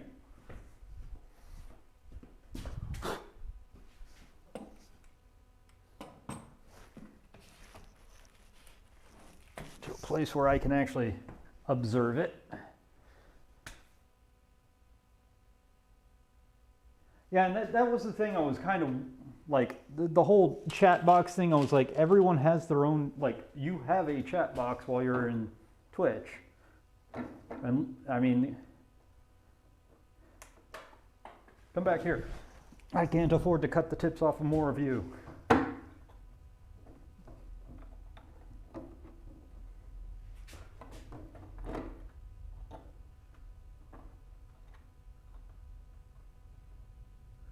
I should have cut the tips off after I finished everything. But I am me, and I have no qualms with doing it this way.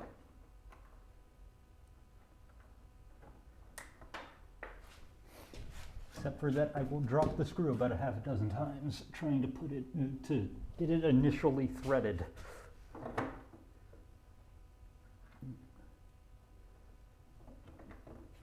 again.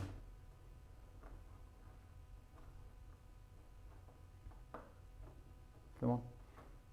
There we go. Okay, good, good, good, good, good. All right, tighten.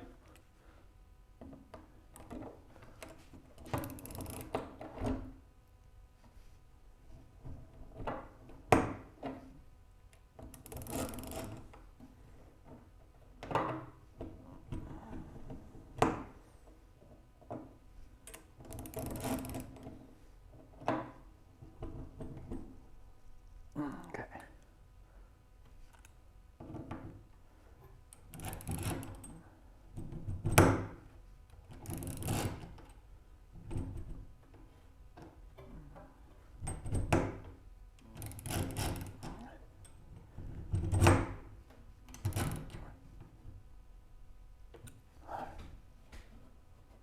Always back it out slightly if it's.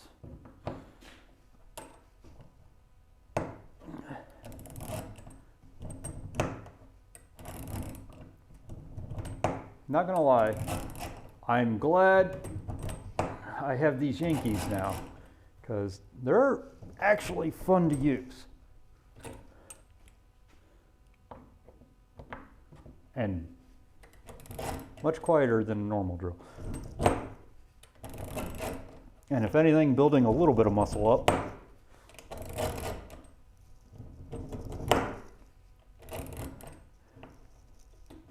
All right, one strap in. Next strap.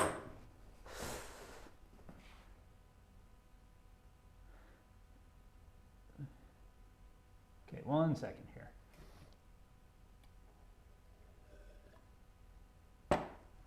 Okay, grab the strap, read Mecca.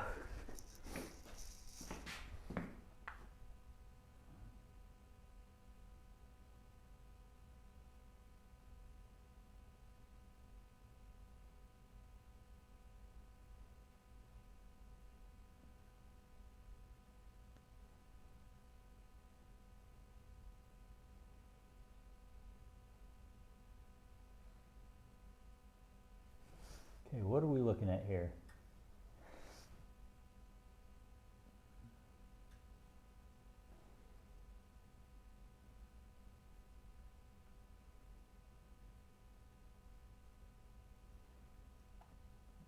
On a smaller screen, chat's virtually illegible.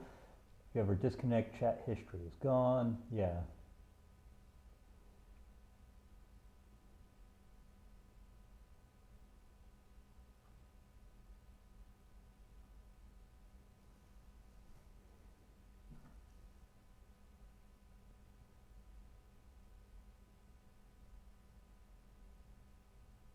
Is put the chat beneath the overview window.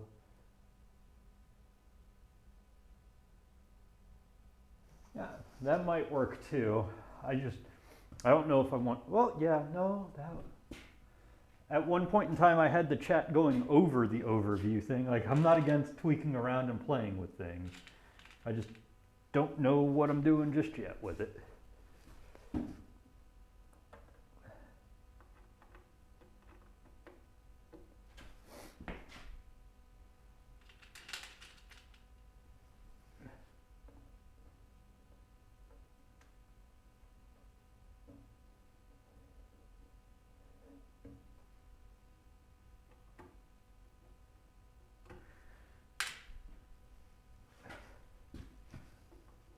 Just one of those things that I slowly play around with. I kind of want the chat in there, but like I said, it's been a interesting thing. And normally the top-down view is more integral to the stream than it is today. Normally it's doing close-ups of whatever's on the bench.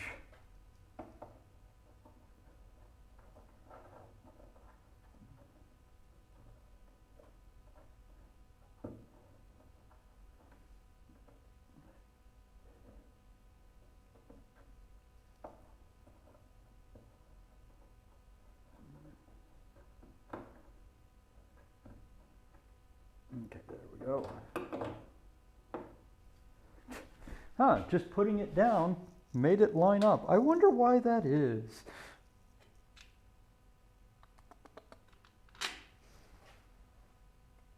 Where are the other cutoff ones?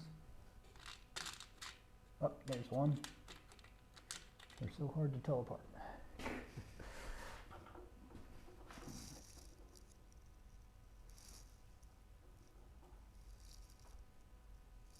Yeah, smartphone, I think, is the big thing there. Because when I smartphone watch, I go in between doing full screen and half screen. Okay. There's another chopped off one. Uh-oh, I don't see the last chopped off one. Oh, there it is. It was underneath one thing. Just got to move things around. Maybe then you'll see what you're looking for.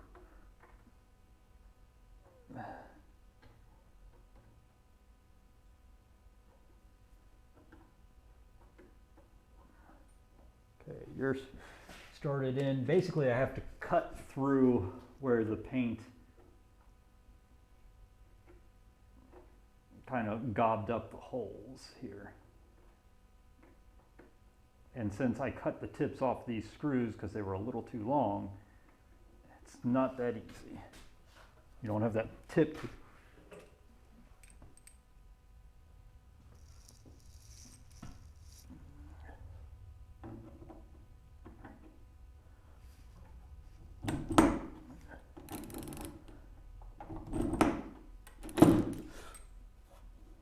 Survived! I hit the back. And it's still green. Oops. Now there's a ding.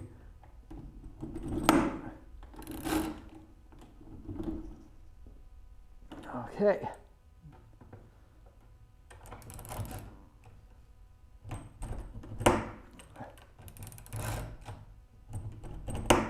But I'm going to be happy to have this thing in one piece again and serving its function.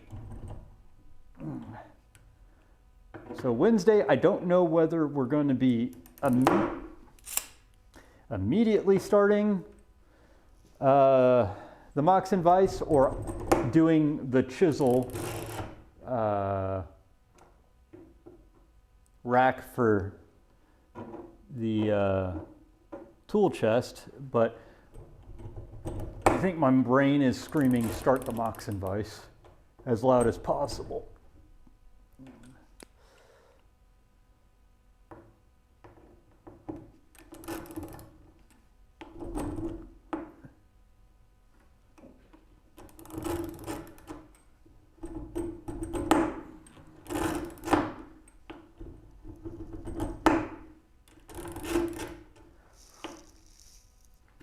Go.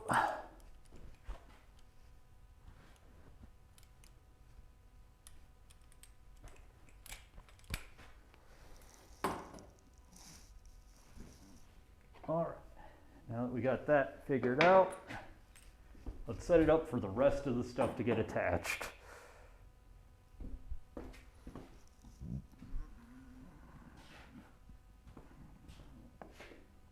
All right, so take the hardware off just in case I accidentally knock it.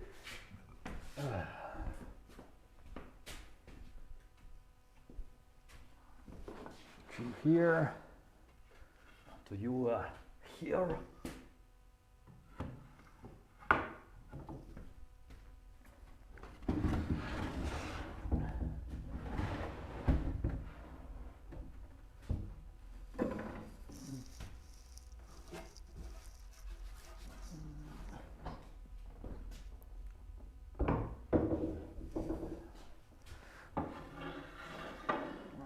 That's to provide space for the lid. And I realize now that I had swung this at some point in time. Beep, beep, beep.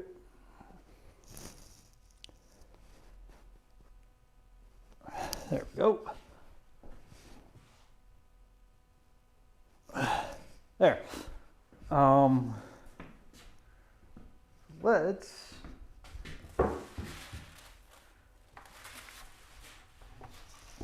have fun, because now I can Like I said, the inside looks horrible, but once again, it's the inside. You can always mix up another layer or just rub it down with alcohol and it'll even itself out.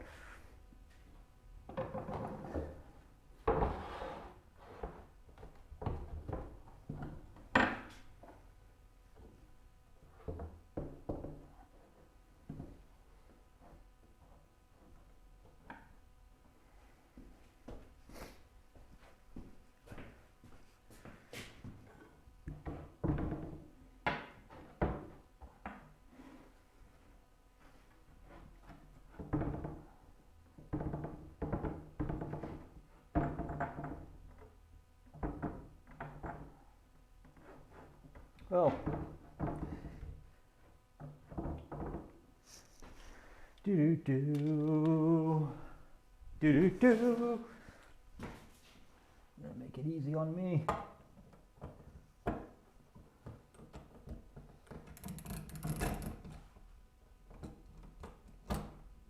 Come on.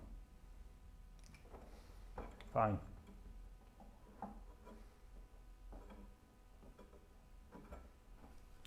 These will be much easier to put in.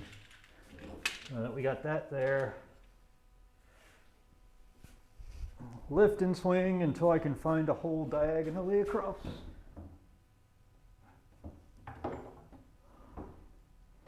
There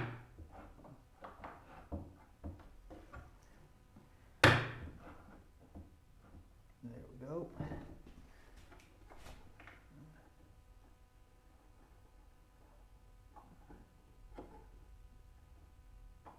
Now that we got those, start lining up holes.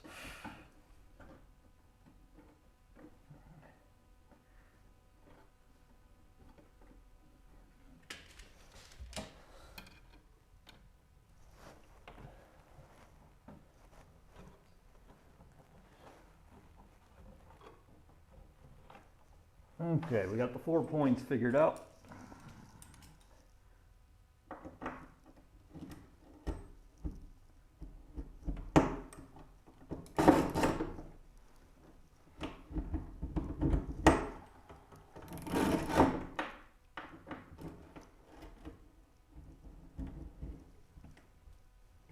All right. Do do do do do do do. Yeah, I do have that problem.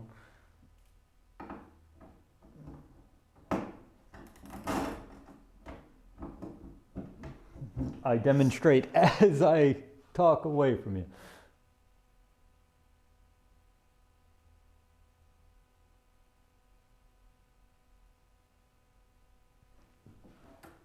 I mean, I could always put Minimax there.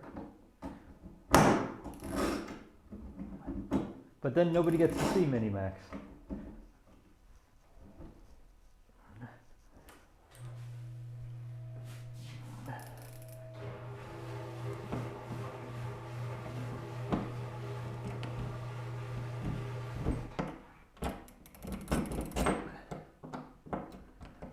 I guess part of the problem though is also I'm working on a project, so it's one of those, I can address the camera, but I can't do it all the time because I'm physically trying to concentrate on something at the same time. But I'm gonna try and do better at looking up and at least looking over to main camera.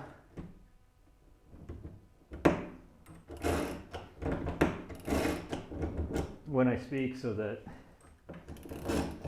or at least intermittently as I speak, so that things actually get recorded, or that it, at least I'm trying to address people physically. Oh, Mecca, or Nail, or Slarty, put a redwood on there.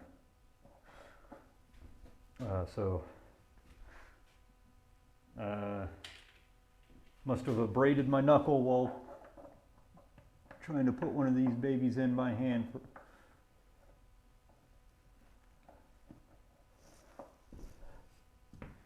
You can. It's just exclamation Redwood plus sign. Oh, there we go.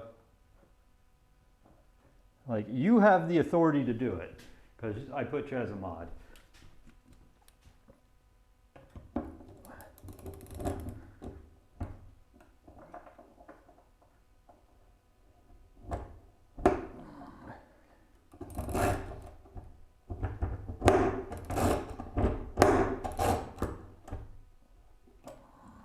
Go.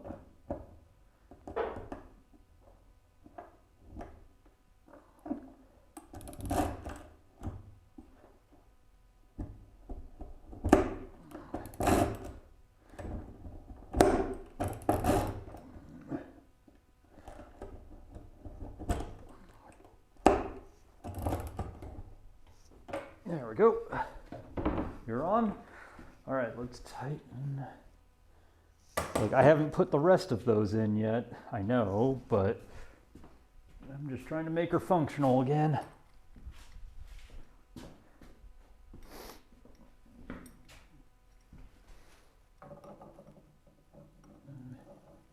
Just making her all pretty.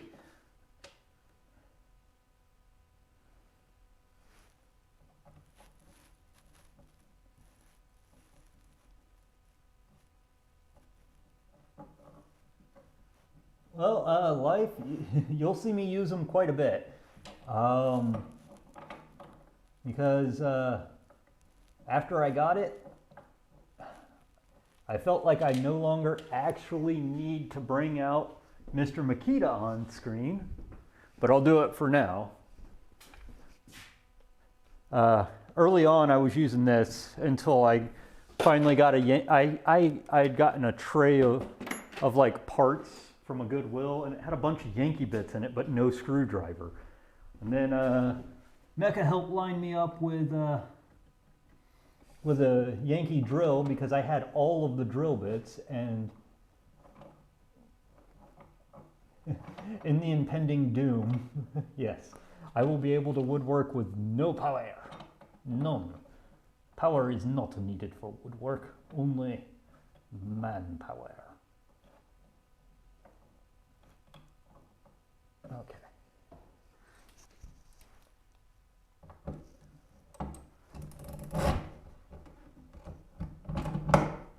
And the more I use it, the more I like it.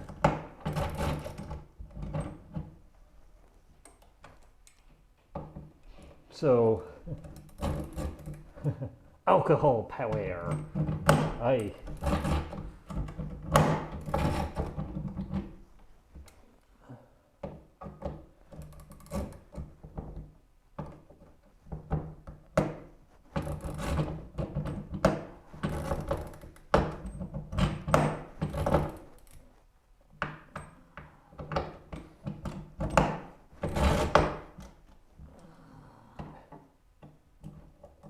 Body by Leonard Bailey. I still need to do that at some point.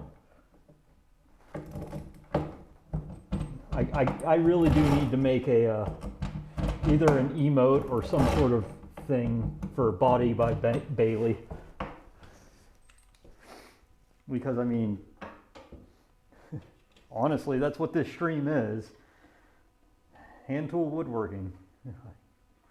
Emphasis on the plane. Nothing like a Leonard Bailey plane to get you nice and fit and exhausted.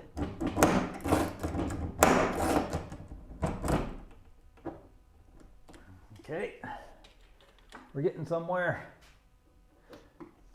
About to be able to flip it up and put the handles on. Well, actually, I might put the handles on. Make sure you're okay. You're not loose.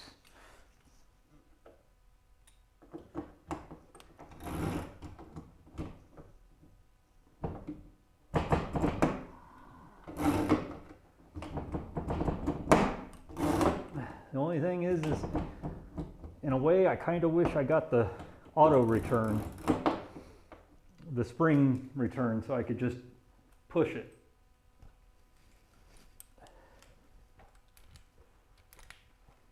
Why did I even do that? I still have more screws to put in, thank you.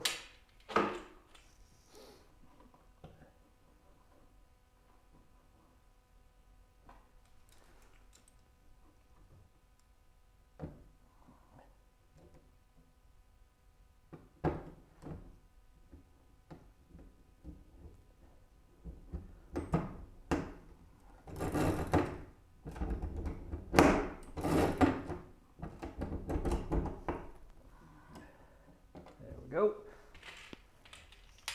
3 more screws on this side. Put on the handles. The handles.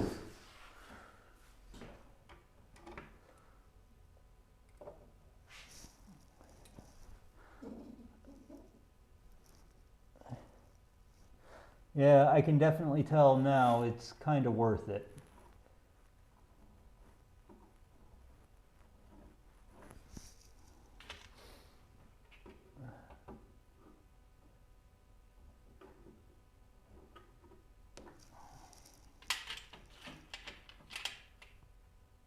But not really a complaint. It was me who chose it.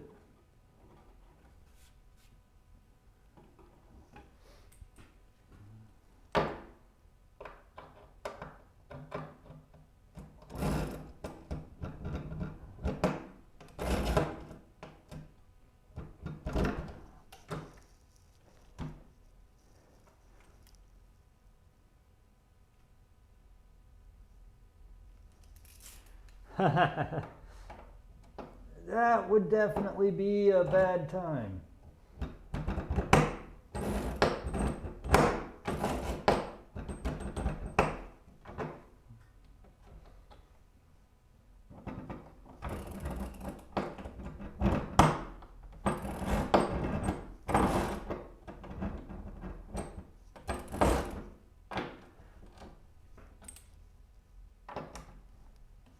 Okay,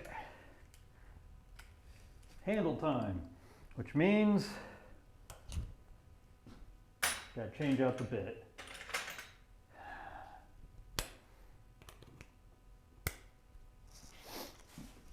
Because now they're all these gigantum Phillipses. Okay. Okay, one second. If I flip it that way.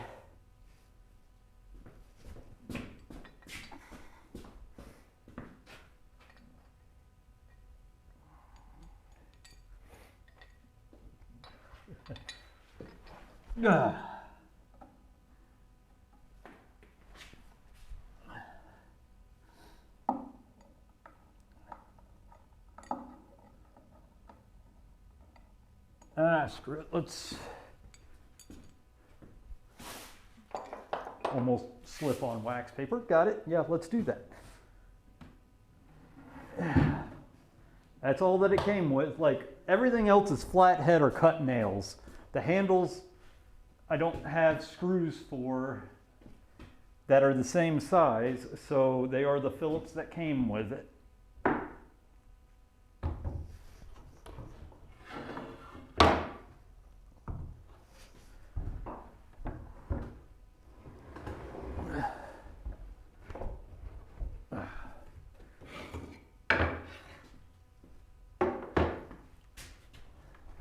He is gloriously big.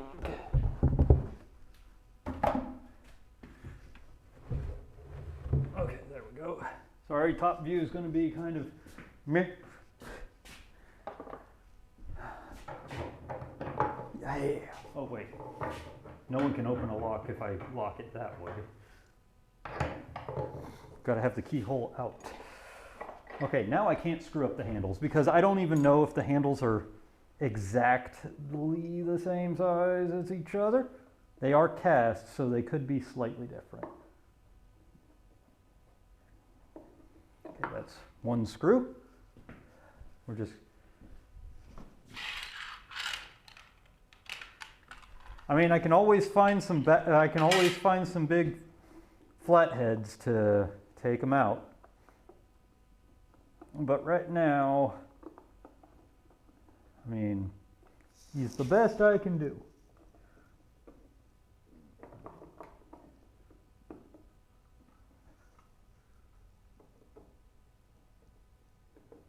Come on. Pile it on in there. You existed in this thing before.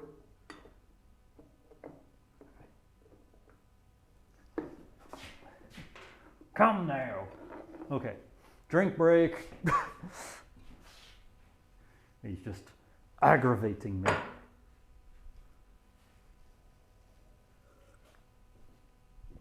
I told you, Mecca, I do have Robertson bits, so it's just whatever they came with.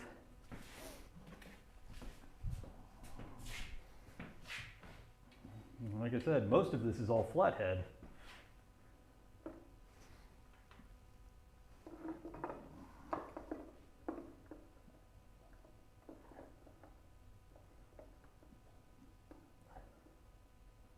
Come on. You know what? You know you want to go into wood. These I also had to cut the tips off of because they were a good ½ inch long. Thank you, Christopher Schwartz, for recommending hardware that has screws that are way thicker than the pine you suggested building this out of. Okay, all right, so that's 3 that took. Enough to screw in. Number 4. But I do like the handles, so all I really need to do is find some big beastly screws, if I can get some big beastly flatheads to replace it with. Should be fine. Whoa, whoa, whoa, what's going on here? What's going on? Oh, I can never say anything. Thank you for the follow. Excellent chance. Ha! I got it. Excellent chance. There we go. Thank you for the follow. You don't mind, and you're not obligated to answer, but do you mind if I ask how you found me or what brought you to this channel? Right now we are finishing up my Dutch tool chest, and as soon as the handles are on, we're going to be loading it up with all of the hand tools that I can. Making it heavier than, oh, there it is. Heavier than it ought to be. Let's do this because you can't.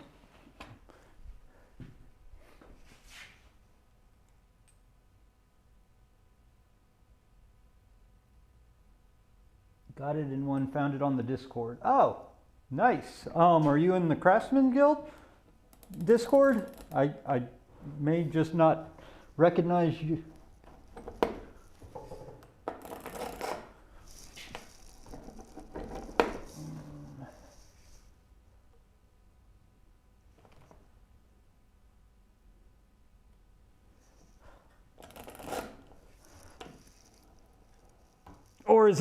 Or is it the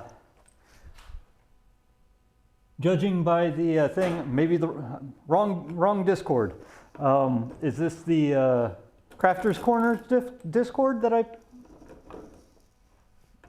If so, I mean, thank you definitely for the follow. Thank you for tuning in.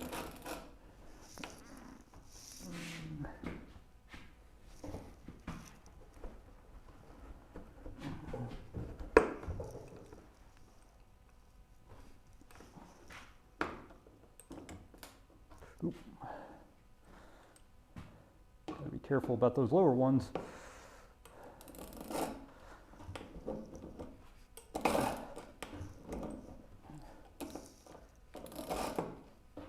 But definitely thank you, and hope you enjoy what you're watching here. Like I said, I'm Plain Old Woodworking. We typically do hand woodworking projects, so hand planes, saws, all that stuff. There's generally never going to see a power tool on this stream.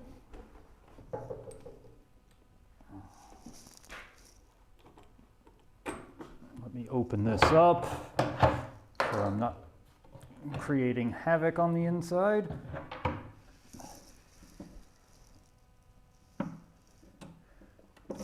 This one does line up.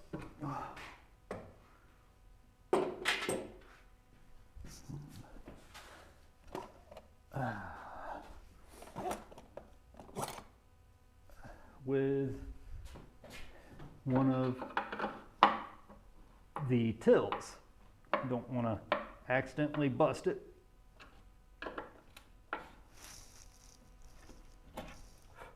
Okay.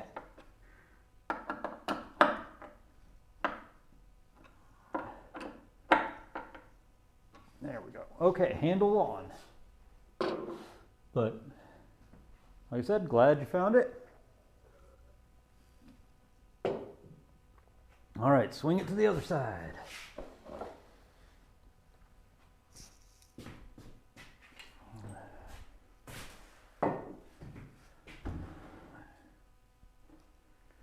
Put this handle on and then we can start stocking you back up. Can't wait to have all my salt. Well, actually, I can start doing some of that right now. But want to put the handle on because I don't want to get ahead of the game here.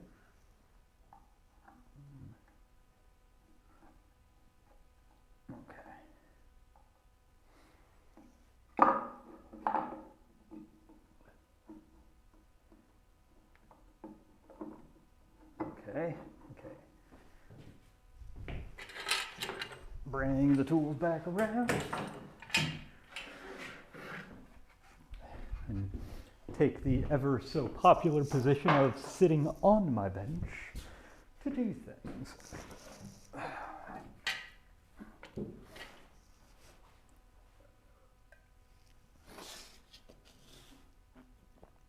As I'm just, let's swing it a little bit further because you can't see me.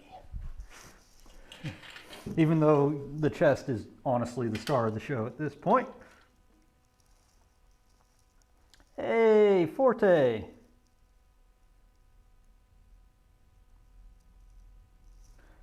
What all did I do to it? Well, when we left off on Wednesday, it was painted its first coat of blue.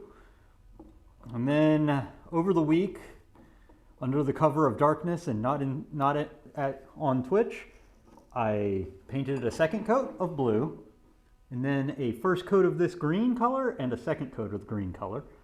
And then today, what we've been doing, majority of the time, was putting some shellac over the green.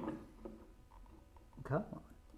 And then the shellac is dry now, so we are putting all the hardware back in so that I can start putting my tools back up.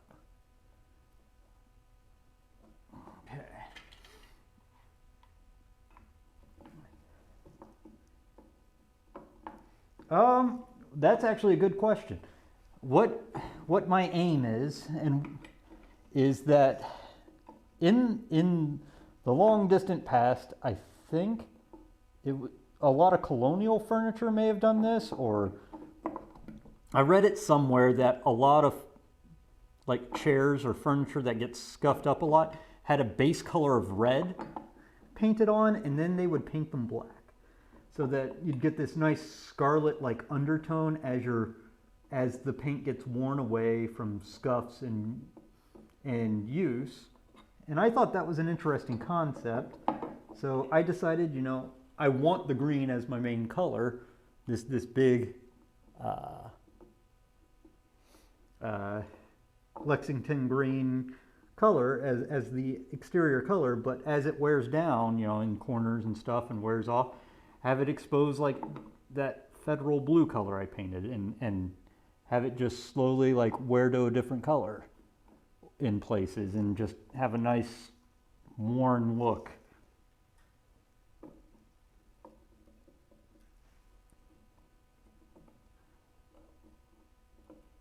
All right, there we go, it's biting. I'm having a little trouble getting these screws in because I had to cut the tips off of them because they were coming straight through.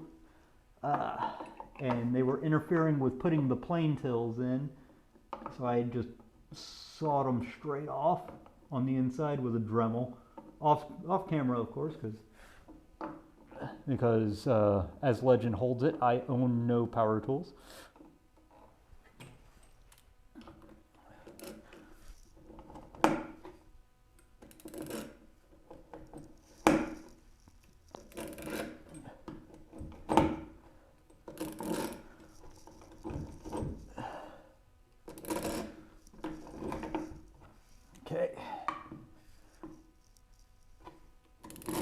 can't push it forward if it's fully forward.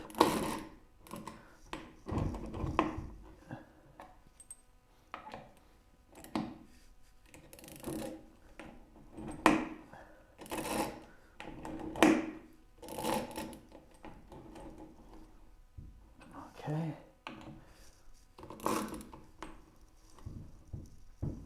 Okay.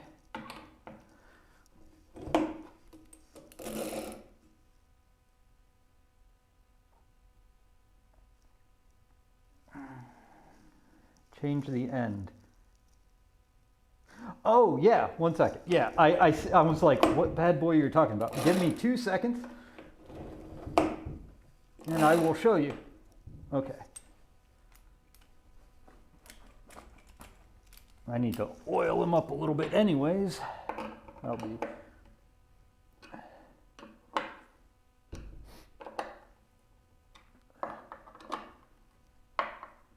There we go, nice and tight. So this is a Yankee screwdriver. It's a nice ratcheting screwdriver, so as I push it in, let me find some. As I push it in, it will tighten or loosen depending on, you know, which way I play. So, and they came with bits. This one is my big Phillips head for my mods there. Here's my Robertson, nice square bit. I've got plenty of Phillips and flatheads. Here's one that I like. I can put ratchets in. Or I can, you know, I can use just standard bits with this one. And this is a bit that you use to bring it down to the drill bit sizes. But yeah, this thing is fun and useful. So put this bad boy back in. And it is together now. Also, another thing we did was while I was shellacking, I shellacked my mini Mando. All right, so he is now fully together, which means let's load her up. All right, rip saw.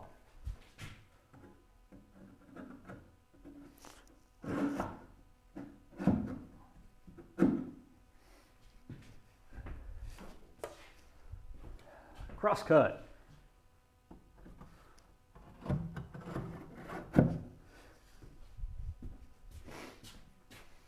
And now, like, not all of the tills have been made yet for it, but that's an ongoing project for off-screen because it's one of those hemming and hawing. Okay, dovetail.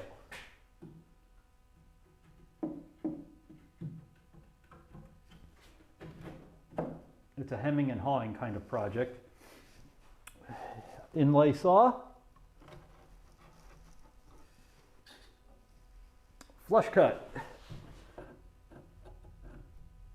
Okay, we may have to widen the kerf for the flush cut. Oh, nope, just got to go in at an angle. There we go. All the saws are in. All right, here comes the fun part. Smoother.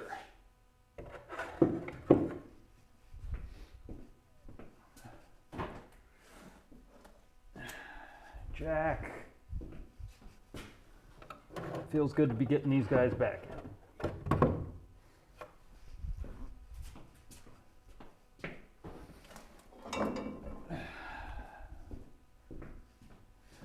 Four plane.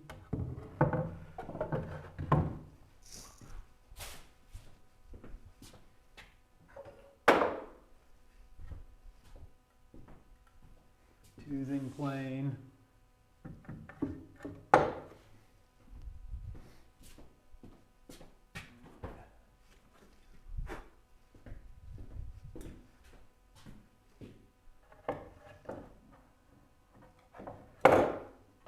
he might need to be situated differently. All right, then you start the fun.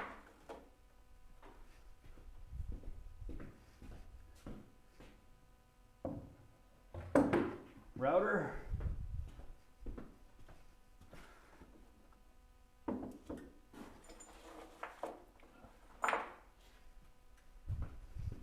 A little Lee Nielsen mini router.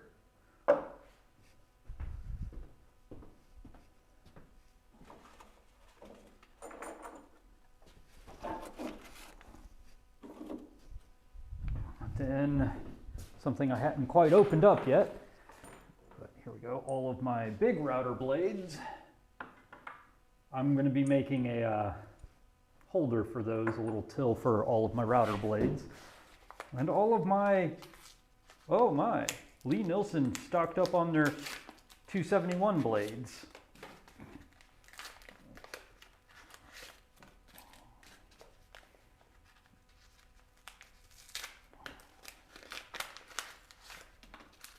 So I went ahead and just, now I have a full complete set. Oh, well, that's nice of them. That's actually very nice. Because now I don't have to worry about accidentally dinging the edges of them while I build the till. Because I got some stupidly small blades for inlay work, like, was it 3/32?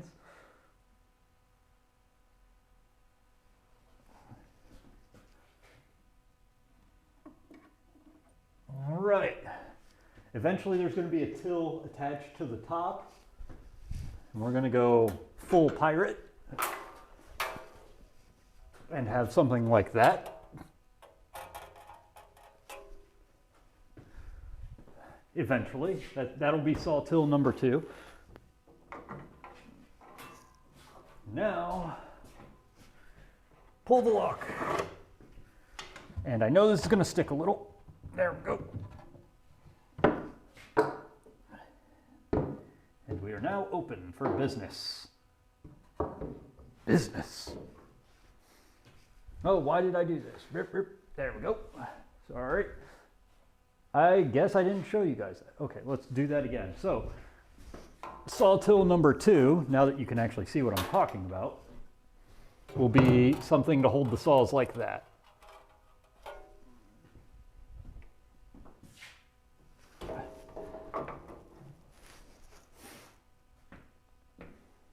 All right, for right now, until I figure out a place, until I get a till for you, put the rasp there.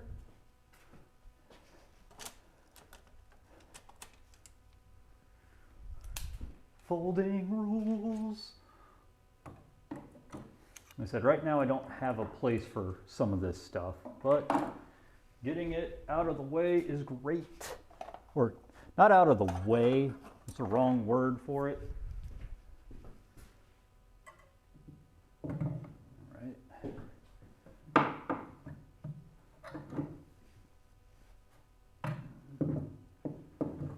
But getting it stowed away is great.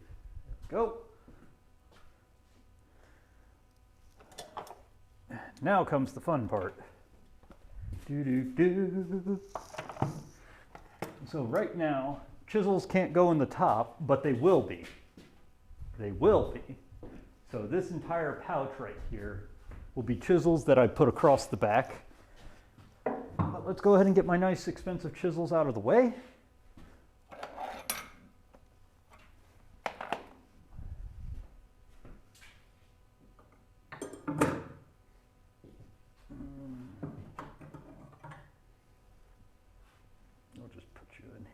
We'll figure out you in a bit. I don't have to have all of it here.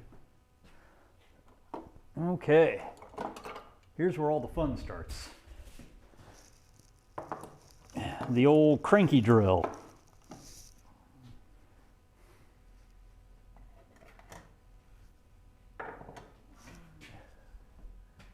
Yep, I'm stupid glad about this. Loading her back up. Loading her back up. All right, marking gauges.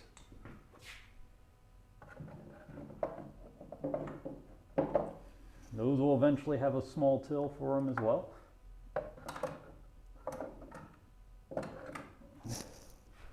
Right now, you know, looks like hell.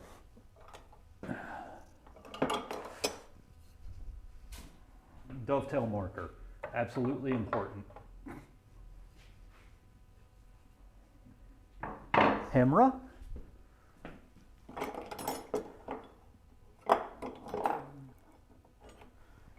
This is where things get fun. Trammel points, bevel gauge. We're missing one very important tool and all of its accessory.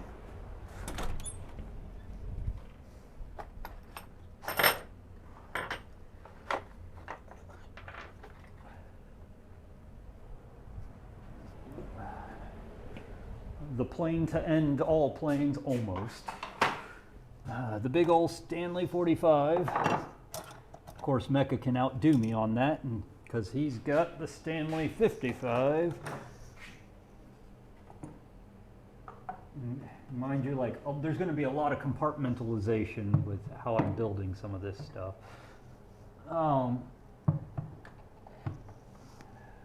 Just haven't done that yet, and it's going to be stuff I do off stream because it's all hemming and hawing and going, well, if I do this and then I do that, then I can do this. So it's more or less just me going, how do I get it to work?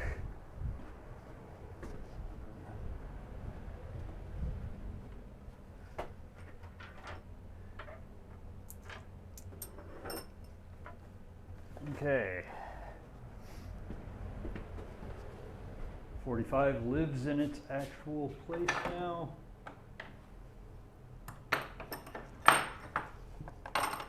Okay. This is one of those, it's going to have its own place.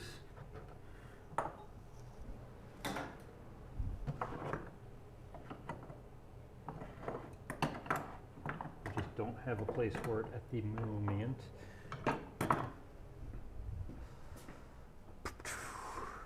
Because something that is going to be going in here at some point is my full brace bit stuff. And I may be doing it in funny ways. I may actually, like, hook this to the back here. But like right now I can't get my brace bit pouch in here because the chisels are in here. But we're still doing pretty good. And like I said, right now it's more of a cluster than anything.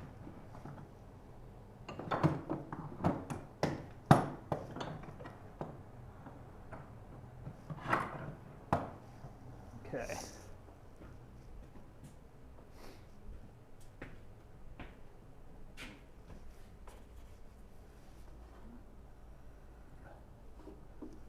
And some things I'm going to just leave out on the bench, honestly. Like marking knife can just be left.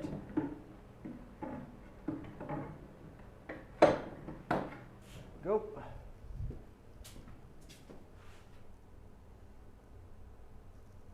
At this point, like, I'm not trying to say, oh, I can't do any more.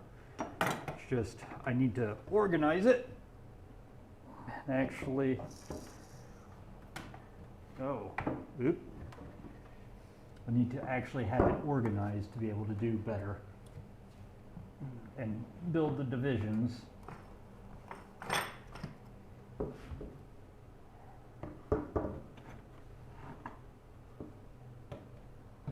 Before I try to load it any heavier than this.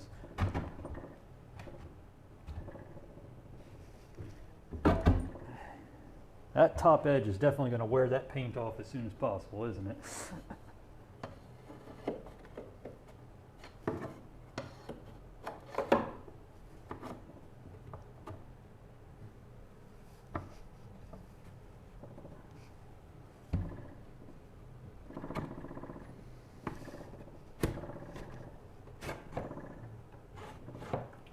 But as far as it's concerned, it is built. It is finished. It exists. And I am stupid happy. So the big things I got to do at this point are just kind of making tills and little compartments for everything so that things don't just destroy themselves in there. So, and Forte, just so you know, up. Next project for streaming is going to be a Moxon vise. This is the prototype drawing, or picture. This is the inspiration picture. So I'm going to be doing a Moxon with a pseudo bore. Basically, it's a 2-screw vise that you can clamp to your bench top wherever you want it. So and it also raises it up about 4 to 6 inches, so it'll make dovetailing much easier for me.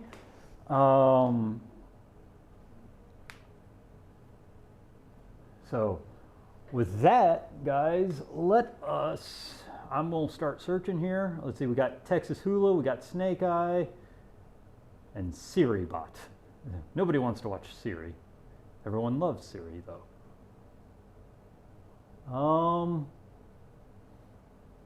Okay, so Texas looks like he's turning yarn bowls. Snake Eye is reorganizing his garage. Who do we want to do? Or should I? Well, let's look through Makers and Crafters real quick, see if we got any other woodworkers. I mean, I go to Texas and Snake and all of them fairly regularly. So let's see if we can find someone who's a little bit lower on the list here. Someone who I haven't actually talked to yet. Let's see, we got Harefoot. Looks like they're turning some spindles here.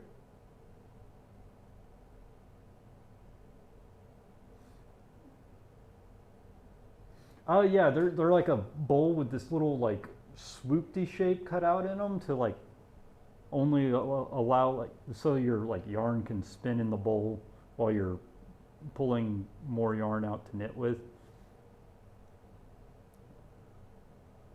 Let's see, we've got, well, right now Harefoot seems to be the only other woodworker at the moment besides those two that I'm seeing.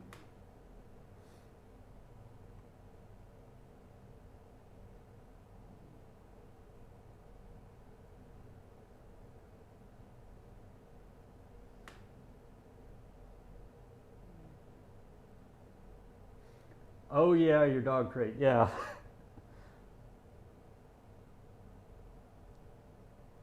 Honestly, yeah. I think knitting bowls are gonna win out here, so I think we'll raid out to Texas and see how he's doing here. Yeah, that's always fun when you build it and you're like, well, son of a.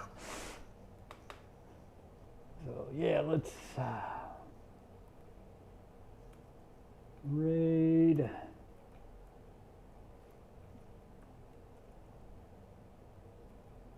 All right, guys, we're raiding out. Hope you guys enjoyed it. I'm super happy. It's at the point where I can stop working on it on stream and it's functional.